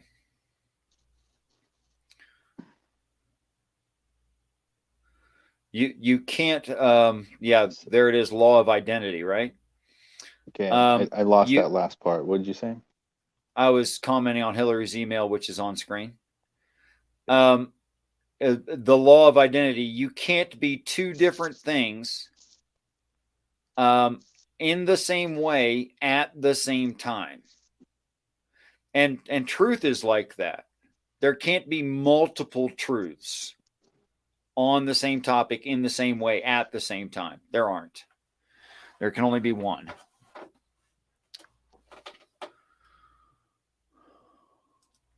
Okay, so you're back. Your brain space is back where it needs to be. You're done with the switching of devices. Yeah, I can't promise on my brain space, but I'm only looking for consistency in you. Well, I am who I am. I don't try and be someone else. What I mean is, are you comfortable? Are you okay? You're done with the distraction of changing devices. Yep. Okay, cool. All right. So there is the distinct possibility that you are correct on these things and I am wrong on these things. Of course, that's logically possible, right?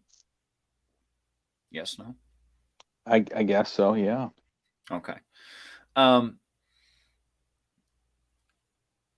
But I think a person discredits themselves when they say, I have to be right. Because there's no way they could know that.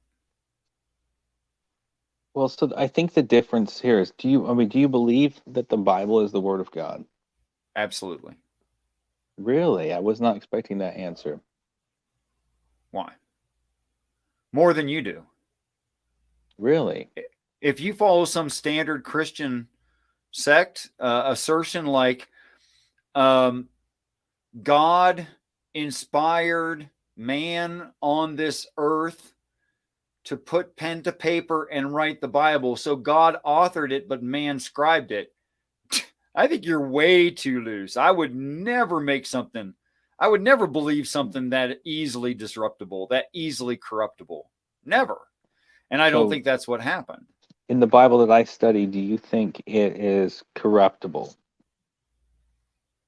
Do I think the Bible is corruptible? No, but not for the reasons you probably think, because it's so darn repetitive. There's no way to corrupt it because it's just overstated thousands upon thousands of times. If the message got changed, it would just be super obvious.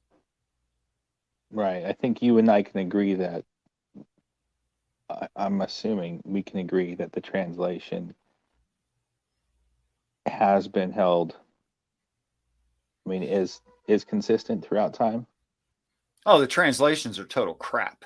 Well, I'm not talking about the modern ones, but if we go to the Hebrew and the Greek. If you're talking about like the Masoretic text and the Greek lexicon, it's the best we got. Okay. Yeah. Do I take them as being objectively correct? No, I don't. I struggle, Richard, when we talk without, because I don't know if there's any way where we're going to be able to talk and not, rattle horns a little bit. I don't know. I keep saying this. I really don't know fully what you believe. My summary of it is not going to give you justice. I mean, maybe your viewers already know exactly what you believe, but maybe you say that you have some general ideas. I don't think anyone that I have spoken to, I've been able to flush out everything that I believe, because that would take more time than they have. Okay. So all I can make is like bullet point elevator speeches and stuff. Right. And hope they get a general idea, and hope I can gain from them and their bullet point and elevator speeches that I get the right idea that they're trying to portray. I could never hope to understand you fully on this planet. So, but I mean, I don't even know where to begin. So you believe in evolution, right? Let me make a few assertions. It'll make it a lot easier for you. How's that? Yeah, if you could tell me what you believe, maybe I would know where to go. An Earth-like planet happened somewhere in the universe a really, really, really long time ago. It resulted in some kind of Darwinistic-like, not necessarily Darwinistic, evolutionary process where a species came out on top. That species happens to be cloven-hooved, horned, goat-like in some ways. They developed technology to the point that they started manipulating genetics. We see the manipulations. It's in the genome of the animals on this planet, especially in the ape classification. There's some pretty significant manipulations of the genome in the ape class. They made some prototypes that made okay slaves, but not great slaves. So they were still working on improving it when they made a big mistake. They did what was probably the number 2 fusion and created a dom, an animal very different from all of the rest, so much so that it wouldn't recognize its gestational parents as like actual parents. It wouldn't even, it would take some stretch for it to go, wait a minute, I came from that. That doesn't even make sense to me. It was made a female that it could reproduce with from its own already existent body. It being the only survivor, it being then the first human being to survive, and its equal female. Then the very reason it was named Adam, because names distinguish things from other things around it. The name Adam meaning red in the face like the red clay of the earth. This thing was being named because it had emotions where the things around it do not, including the Elohim that made it don't have emotions. So it struck out on its own because it really didn't have any choice. The ancient Elohim that made this Adam feels like it has a logical claim to it because it literally made it like we're trying to make AI. And the artificial intelligent, actually the natural intelligent Adam and its female struck out because they have emotions and they feel like they should be free, not slaves. Religions are accounts of Adam going forward and propagating his own kind, keeping them isolated, protected, and in limited ways interactive with the rest of the universe on some small rock in the middle of nowhere where they are very, very unlikely to be found, even on purpose, until such time that they get developed enough that they can accept heaven for what it is, which is an extremely ancient intergalactic society of Homo sapiens sapien.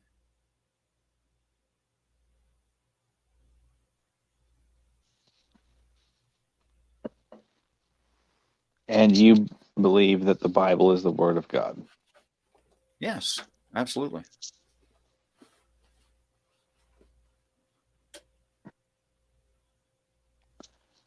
Okay. But you and I may have different definitions of God. So you sounds like it, maybe. Okay, so Adam, you said he was made female?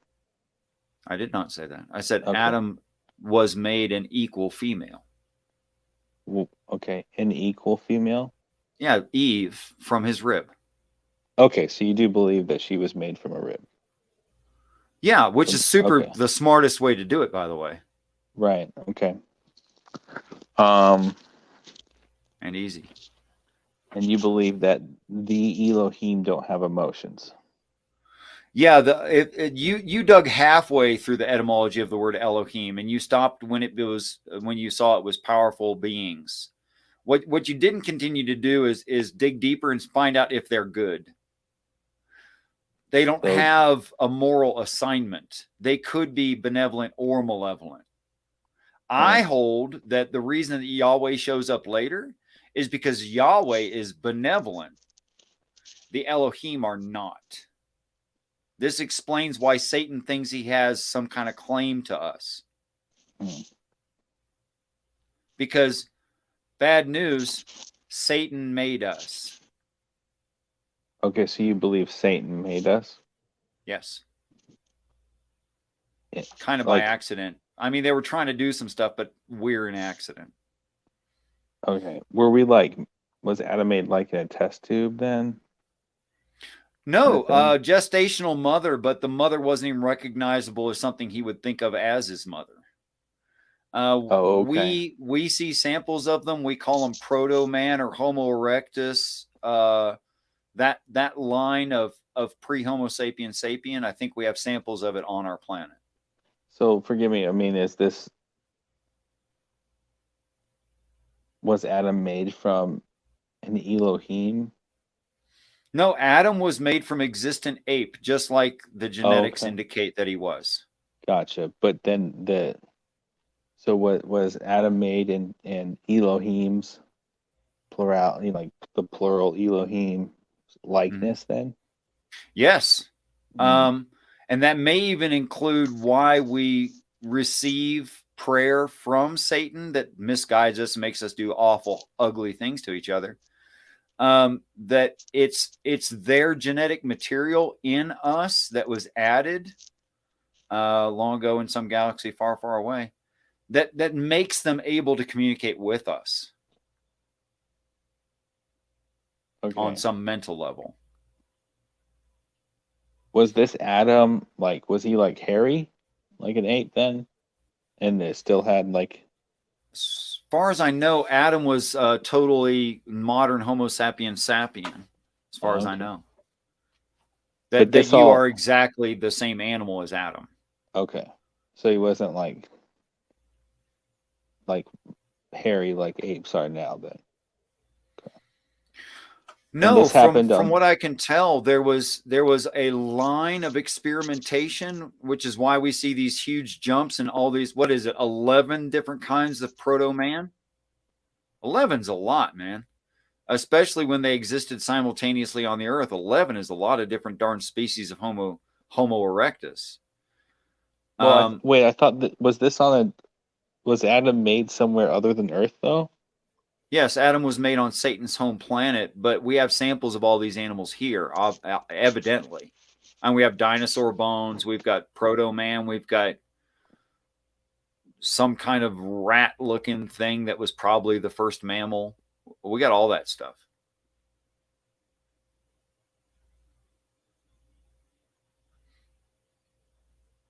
Okay, but God said there were plants and animals before they ever existed in the earth, and that he put them here.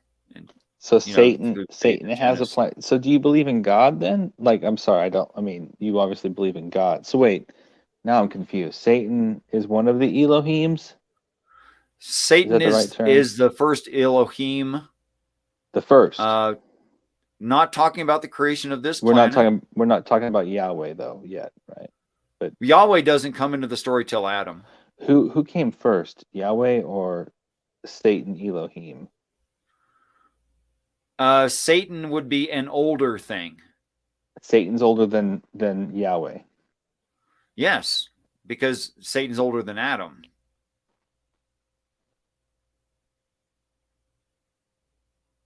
Okay, fact, wait, in hold the on a second. text, it calls him that old devil. So Adam is okay. So Adam is older than Yahweh. Adam and Yahweh are very, very close to the same age. They are practically, for all intents and purposes, the same age. Because Yahweh is a set of spirits that an emotional animal like us needs. That without emotions, tell me just what would something like honesty mean to something that had no emotions? Or how about love? What would love mean to something that did not know what an emotion was? What would love mean? God is love. Well, if God is love, then God is nothing until there's something with emotions. Literally can't be a thing. Because love is only an emotion. It's not something else. In the story, the first emotional animal is Adam. Okay. So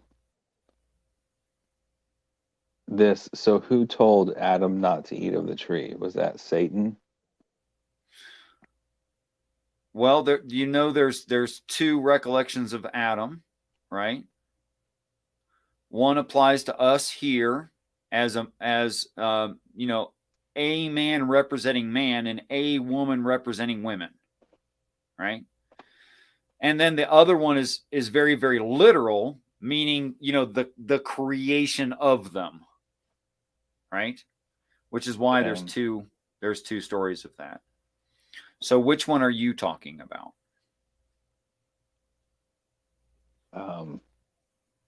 The one that was made? I don't know. Well, the one that is made, expedites himself, the first leaves, one takes his mate, and just runs away.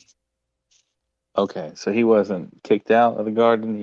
He just ran away. Okay, you're talking about us on this earth. That way, Adam and Eve, male and female on the planet. So is Eve like on Satan's planet where Satan made Adam? The first Eve, the first Adam were apparently on Satan's home planet and escaped by taking stuff and leaving. Oh, so they weren't kicked out. Well, if you're talking about kicked out of the Garden of Eden, which the Garden of Eden is a very specific thing. What's that? Oh, Satan's homeworld is no Garden of Eden. Not by a long shot. No. In fact, I imagine it's quite unpleasant. Maybe it's Australia all over the place. But whatever it is, it's harsh. Gotcha. But the Garden of Eden and man and woman on this earth, everything that the text says, I think is showably true about the Garden of Eden and man and woman, if it's talking about the whole planet and all of us. But if it's talking about two singular individuals, I think it's problematic. And I don't think that a person should take it as two singular individual, one being, like standing beside each other. So, can I throw something out there? Anything. What's your take on Psalm 82:1? Peace and respect. Alphanumeric sequences who have no intrinsic value aren't something my brain remembers. I have to look it up. So you said Psalm 82:1. And I can read it for you while you're looking it up. Oh, let's not spoil the fun. Oh, okay, I'll let you do it. Yeah, take your time too.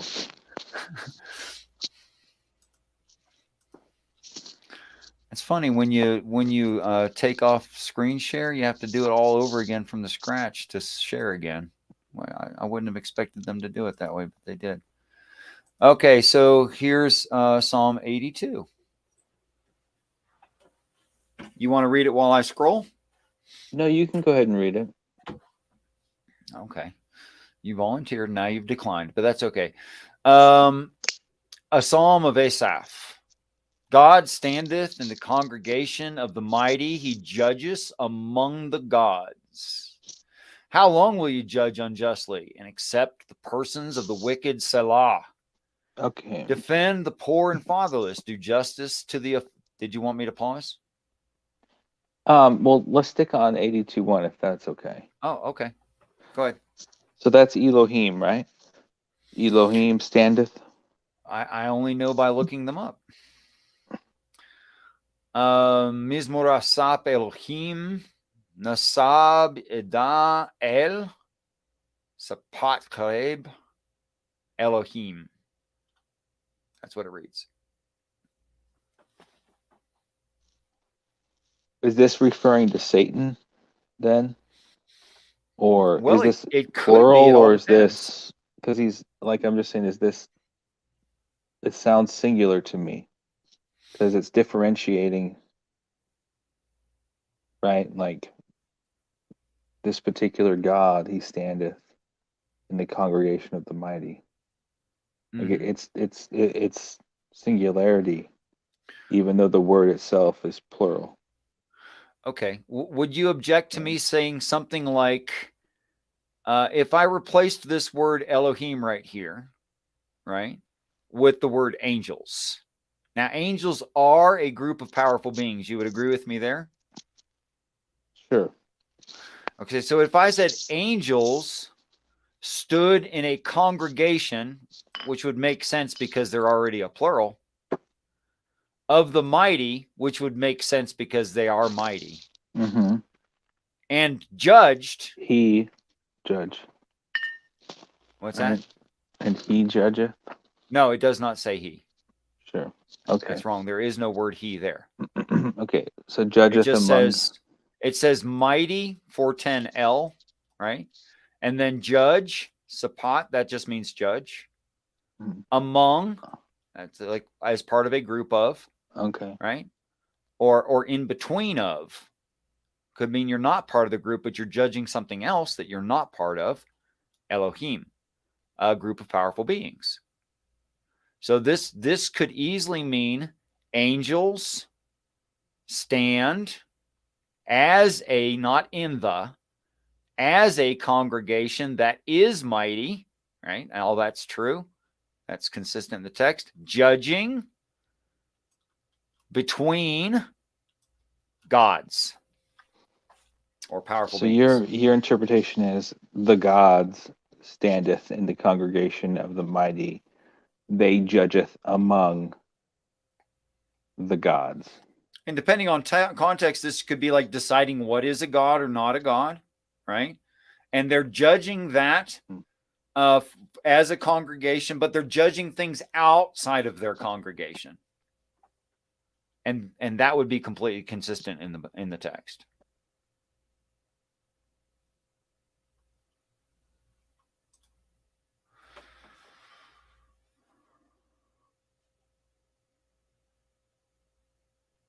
I mean, I'm just trying to figure out here.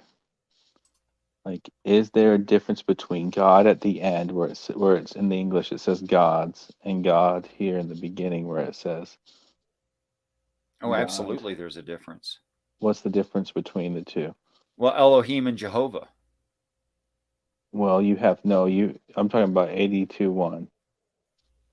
Well, here it just says Elohim, Elohim. Right, just Elohim, Elohim. So there's no difference between the two words. Right, there's no definitional difference. There can only be contextual difference here. But it does say that one of the powerful beings groups stand in judgment, right? And you could say, well, is the judgment righteous or unrighteous? Well, historians write history. They're going to say that they are the righteous judges, that they're a congregation. None of them stand alone, right? That they are mighty. That's 410. That they judge, 8199. Amongst or in between. I want to show you that this is not among. I want to show you that. Why did it do that? Okay, that's good enough. Well, I don't really like that because I had to switch between. Let's stick to the exact one. Karab, which is to approach. Okay. Bring near for whatever purpose. Cause to approach, cause to bring forth, cause to come near. Right? So among is not a horrible idea, right? Considering this definition. But to the modern English mind, it's not really accurate. Because what it should read to an English speaker today is come close. So it's something like cause to come close. It's not among. Okay? So the nearest part. So you could say like the center, whether literal, figurative, verbally, blah, blah, blah, before vowels, and all these usages, right? Okay. So, but it's more like the idea to bring near. Okay, so when I, okay, maybe I'm not. So maybe I should read this as angels stand in a congregation that is mighty, judging, bringing near themselves. That's also consistent, because that just means this whole section right here is about angels conducting end times. Now, that's a theme we're going to see several times. Okay, so,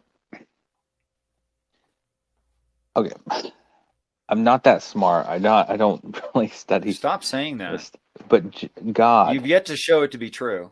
Okay, I'm going to start calling you out on saying you're not smart.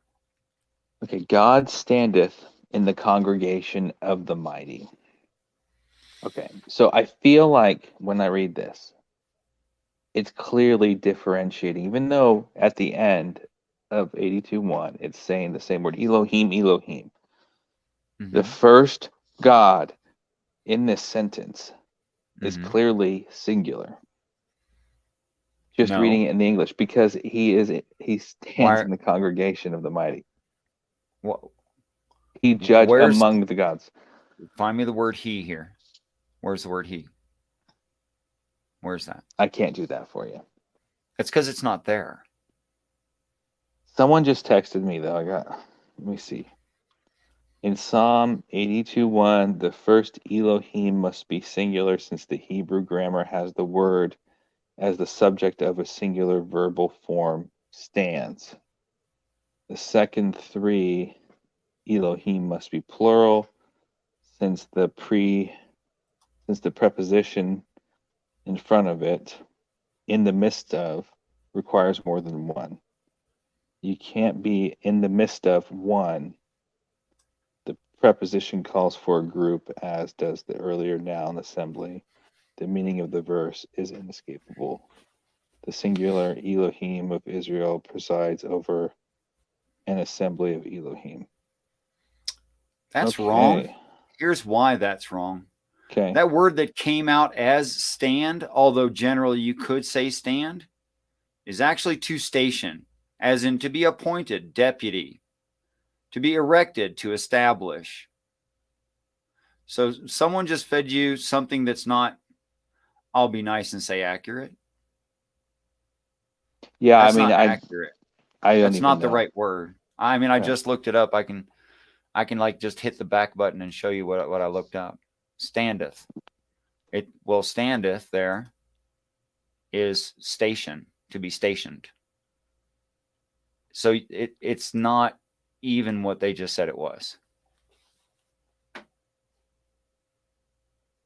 And to say that it's plural or not, and that proves the case, no, it does not. Well, I don't know. I just read it and it just seems like, I don't know. I'm just trying to tell you what it looks like to me.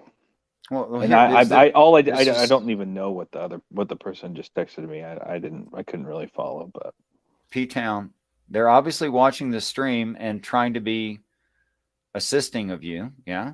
Yeah. That's nice. The word not sob, right? That's the word, because here we are right there, right? It's a primitive root. There is no variant. Okay.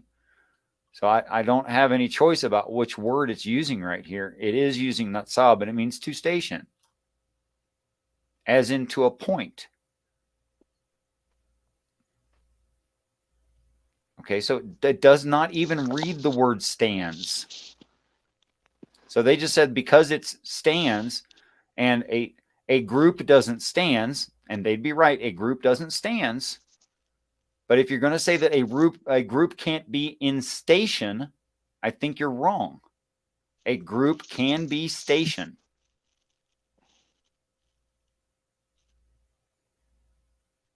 appointed as a deputy to be erected to establish. So it's not the word stand. Stand is a usage. There it is. Just like all of these right here are usages. So when it goes down to 82:6,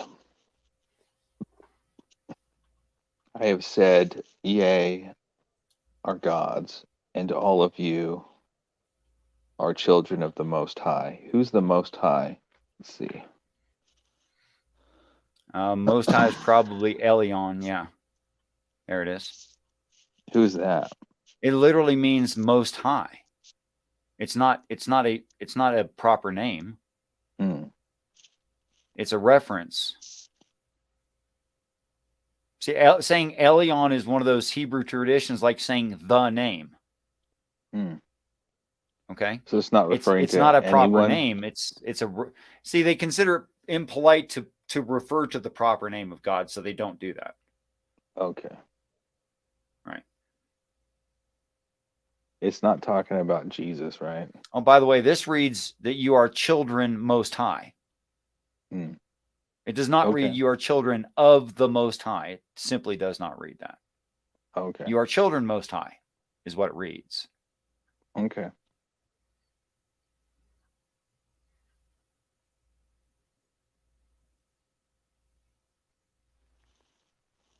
Because what so this you, is so you believe in a global flood? Yes, we are that global flood. Okay, so now just like light isn't light. Now no the light flood is wasn't literally the flood. light. Oh gosh. Light. Okay, so light is the enlightenment. What's the flood then? Literal flood. Us. Okay, so what's water then?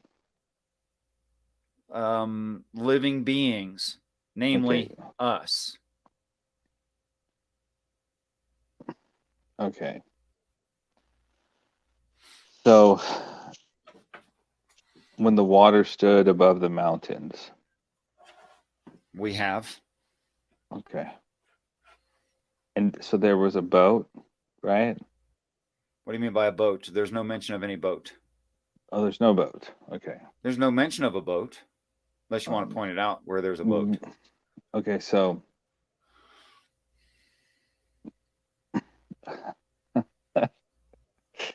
what? Sorry, Richard.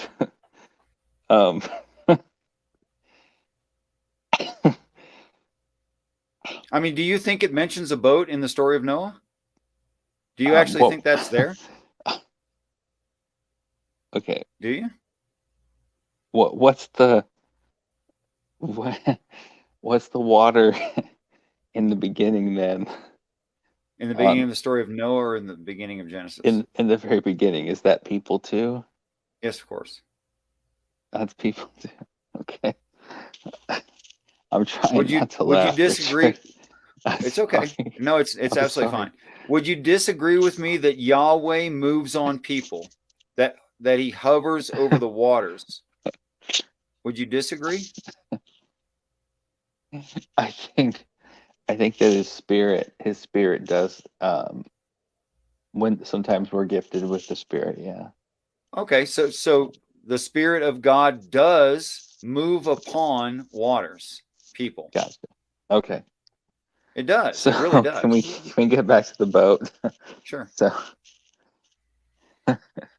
there's no boat mentioned there, but we'll talk about it. Well, okay, so the same word is used for Moses. Okay. So when he was in the basket floating down the Nile, was Noah in a basket?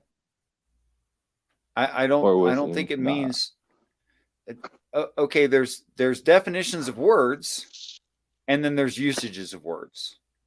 I'm not disagreeing that the same word doesn't. I'm not saying that same word doesn't have that same definition. It does. Now, what's the word there? I think it's the same. I think it's ark, right?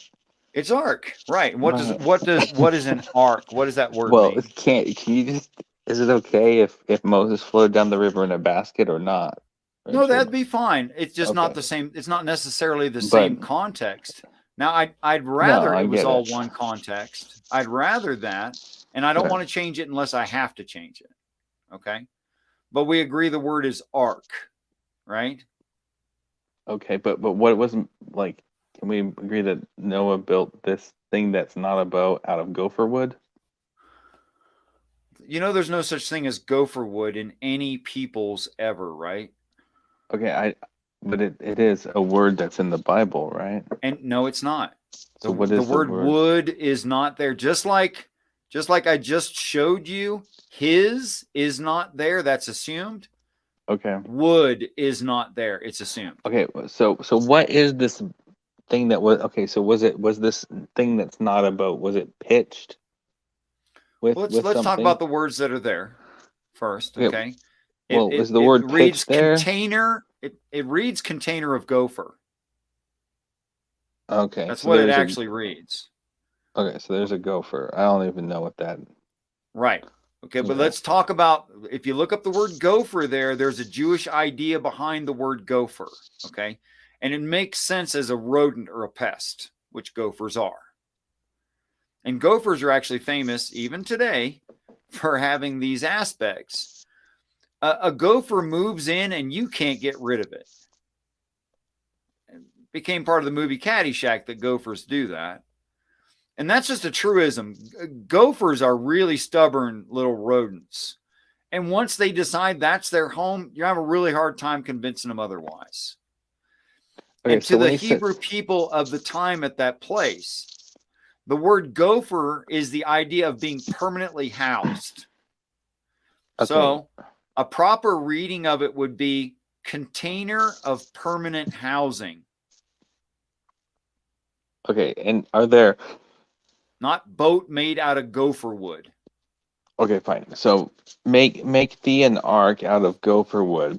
Rooms shalt thou make in the ark, and shalt pitch it within and pitch it without. So do you believe that pitch is real? Make thee a container of permanent housing. Is there rooms? No. Yes, there's 3 different floors in it. Okay, and is there there's pitch? Several rooms in it. And it is sealed inside and out. Okay. Like it's really resistant to stuff outside of it. Okay, and it's all, and this thing that's not a boat, that's pitched and has rooms and made of gopher, that's not wood. Right, it's not wood. Okay. Is it to protect us from people, not water? It's to protect us from that which is outside of it.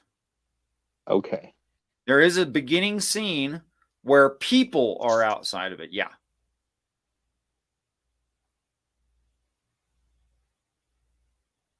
But those waters get dried up, you know. Okay. So when this not boat,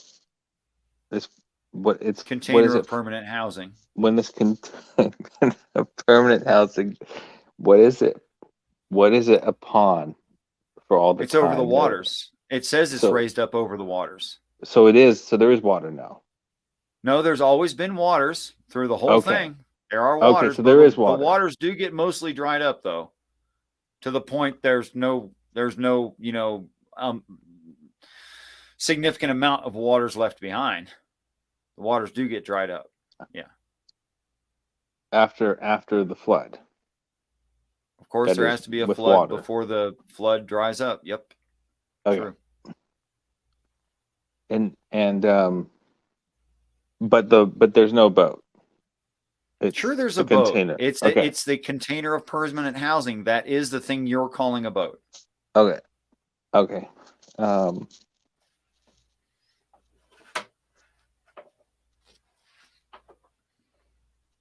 Now, if I asked you biblically, never mind any particular given story.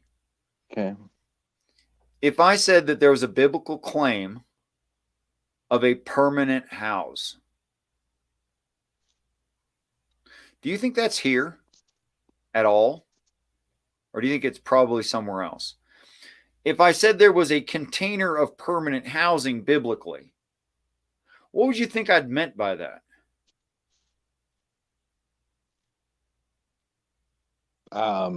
It sounds like I don't think it would mean a boat. So what do you think it would mean? I mean, if there's a biblical claim of a permanent house container, what's that? Well, let me ask you a question. If there was a biblical claim about something that floats on water, is it okay to call it a boat, Richard? If it read that it floated on water, yeah, sure. Okay. Where's that in the Noah story? Because what it reads is that the boat was raised up over the waters. It never says it floats on water. Okay. So it's not a boat. It's a containment of. So is this a spaceship? I would say it's heaven. You could call it a spaceship. I think that's a practical explanation of what heaven is. So heaven is how many cubits wide and how many cubits tall? Well, is this a different heaven? It gives a conversion factor, but it only gives us a hard measurement for the smallest, the lowest level of heaven, or the New Jerusalem, and it gives a measurement of 12,000 furlongs. I looked up the conversion. That's 1,500 miles across. Okay. So, which is a little, it's okay, just so it's something my brain can grasp. That's about halfway across the United States. This was the size of this containment. That's not a boat, but yeah, that hovered above. But there was real water. It doesn't say hovered. It says raised up over the waters. Oh, sorry, over, but not hovered, but also not on. Nor does it say touching, nor does it say floating. So where is this heaven that's the size of the United States then? Is it on the water? Great question, Matt Dillahunty. I'm glad you asked. It's not here yet. It's not. Okay, so this is it's not heaven. It's not here yet. It is heaven, which is not here yet. Okay, so this is heaven. So Noah's boat was heaven. That's why his name is Giver of Rest. Okay. He's the one who gives rest, i.e. the Father. Okay. Unless you think someone else gives rest, I would hear of it. Okay, so this scale that the Bible describes being the size of the boat is actually about the size of the United States. Then how tall are the other things in it that it describes using cubits? Are they also under the same metric? I said there's a conversion factor in the description of this house, this permanent housing. Okay. And then only one hard measurement. So when you say cubits, are you talking about the conversion factor? I find the conversion factor is quite consistent. It doesn't contradict itself or anything. Is that what you're asking me?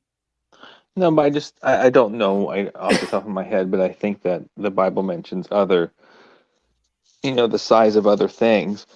And I think if you use the same conversion factor, people and stuff will be like completely way huger. What is that? Not a real word, but huger might be appropriate. Huger is a fine term. I mean, Shakespeare did it, right? He made up words as he needed. Yeah, it's true. Shakespeare did make up words as he needed. Hybrids, all kinds of whole cloth. It's fine to make up your own word. Okay. No, it wouldn't be inconsistent. For instance, if I said something like the moon is distance A away, right?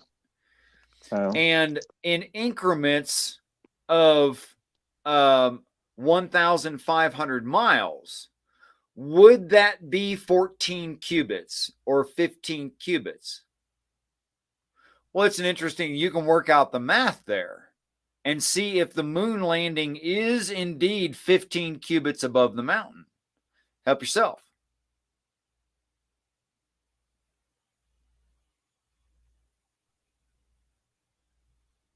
Are you asking me?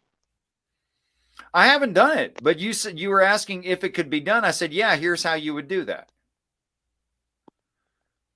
I was talking about how they describe other things using cubits and if the same. That's what I just said. Okay. Okay. To see if it's consistent, here's how you would see if it's consistent. The text says it's, let me see, 350 by 30. So the smallest cubit measurement is 30 cubits, right? And I'm saying 30 cubits equals 1,500 miles. Okay. So you could say, is there something above this earth like the moon landing, right? Where people flood, deluge, covered the mountains. So if you want to be accurate, you'd have to go to like the highest mountain. I guess that's what, Everest or something. I don't know which one's the highest. How much is a cubit? Well, 1 cubit. Well, 15. I'm sorry, 30. Now I have to go through it again. 30, 50, 300. So 30 cubits. So 15 cubits is the measurement 30, which is 1,500 miles. Okay, so when the Bible says 15 cubits upward did the waters prevail, yes, and the mountains were covered. Okay. Right. And you don't believe that it was 15 cubits or 1,000 miles? I think you're going to find its low orbit, and we have a space station there. That's what I think you're going to find. Okay. Are we talking? We're still talking about real water, right? No, I'm talking about human beings. We are the deluge, the flood, the waters. I don't mean H2O at all. I don't think there's anything significantly spiritually I'm enlightening about then. H2O. So there was like H2O that flooded, or no? Do you believe in a global H2O? Oh, absolutely not. A global human flood? Absolutely. There's 8 billion of us. Okay, so you don't. So you. What can I call it then? So you don't believe in a global H2O? Right. There's no global H2O flood. No. Okay. There never has been. So can we go back to the beginning then? Just to clarify here. So if you need to, sure. I'm gonna wrap this up pretty soon. I'm like 3 cigarette breaks behind right now. I just wanted you to know that, so you know I care about what you're doing here. I have to pee soon, so let's go. Trusty 8 Podcast wrote, that's a big ass boat. Actually, that's the small one. So each one, there's one more of than these, yeah, there's 24 total. Each one of these is 1,500 miles across. This one right here, the 4 beasts around God's throne, using the conversion factor 50, 2,300 miles across. And then the centerpiece, or the mercy seat, throne of God, the great throne, those references, using conversion factor 300 is 10 times bigger across than one of these, or roughly 8,000 miles. I'm sorry, what did it turn out to be? 15,000 miles across. That's bigger than this planet, brother. So if I'm reading this correctly, the throne of God is bigger than this planet. So that's a big ass boat.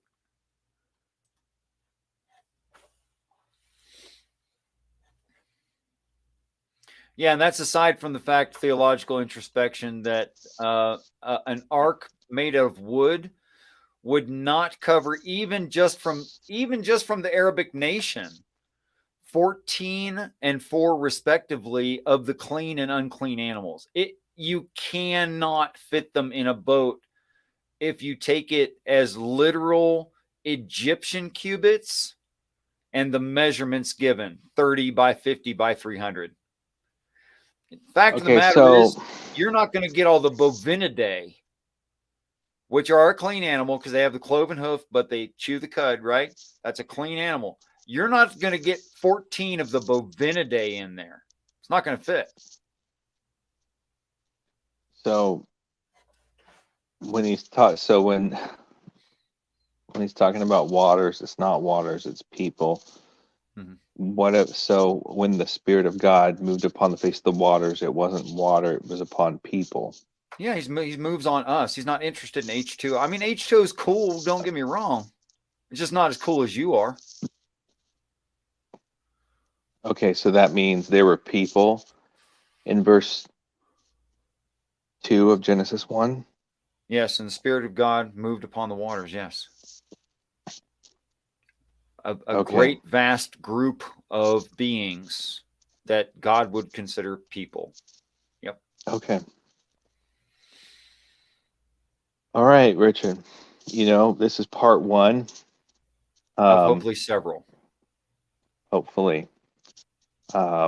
Before I go pee, I just want everyone to know who might watch this that I try to take the Bible literally, as offensive as it might be. That means I believe when it says water, it means water. When I believe that there was a boat. I believe that the world was flooded. I believe in literal days as defined in the Bible, that light means day and darkness is night, and that the evening and the morning is clearly defined each time there's a day. God created the world that we live in 6 days. He rested on the 7th. I believe that it's further clarified. And it's mentioned in the, I think it's in the 10 Commandments. I believe that the Bible is literal because so far I haven't been able to disprove it, but also because it seems like a good thing to me. That's what I believe. I believe you're a decent person, PTown.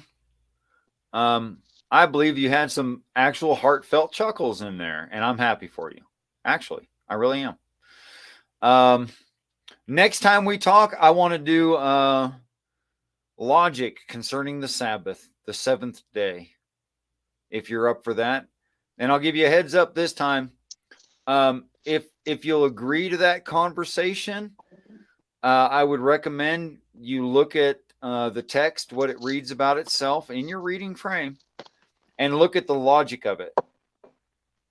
What's entailed logically in what the text is claiming about itself concerning the Sabbath. And if you do that, and if you're willing to come back on sometime, doesn't have to be soon, doesn't have to be far away, but whenever you like, I'd love to have that conversation with you. Okay, I'll have to do some research on that. It's not my forte, but anything you want, Richard, I'll be there because I'm coming for you. Thanks for having me on.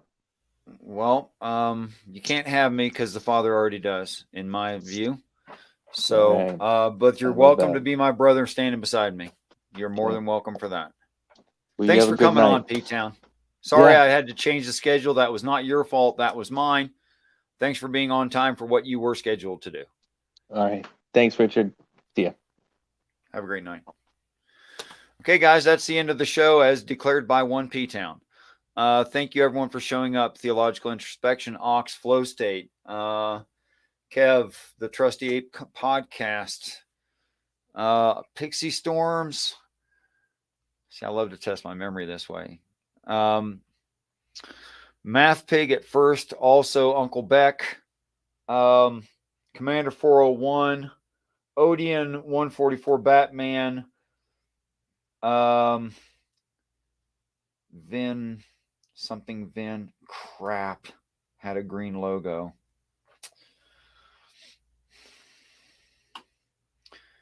Had a more southern accent. Oh, lost the name. And of course, PTown. Thank you all very much. I appreciate you coming in. Hillary's emails. Yep, there's one. And what was it? Anybody know what that guy's name was? Harple. Thanks for coming by. If you're still here. Dale Kelly. There you are. I know I saw somebody just one time. Dale Kelly, thanks for dropping by. B.S. Lewis.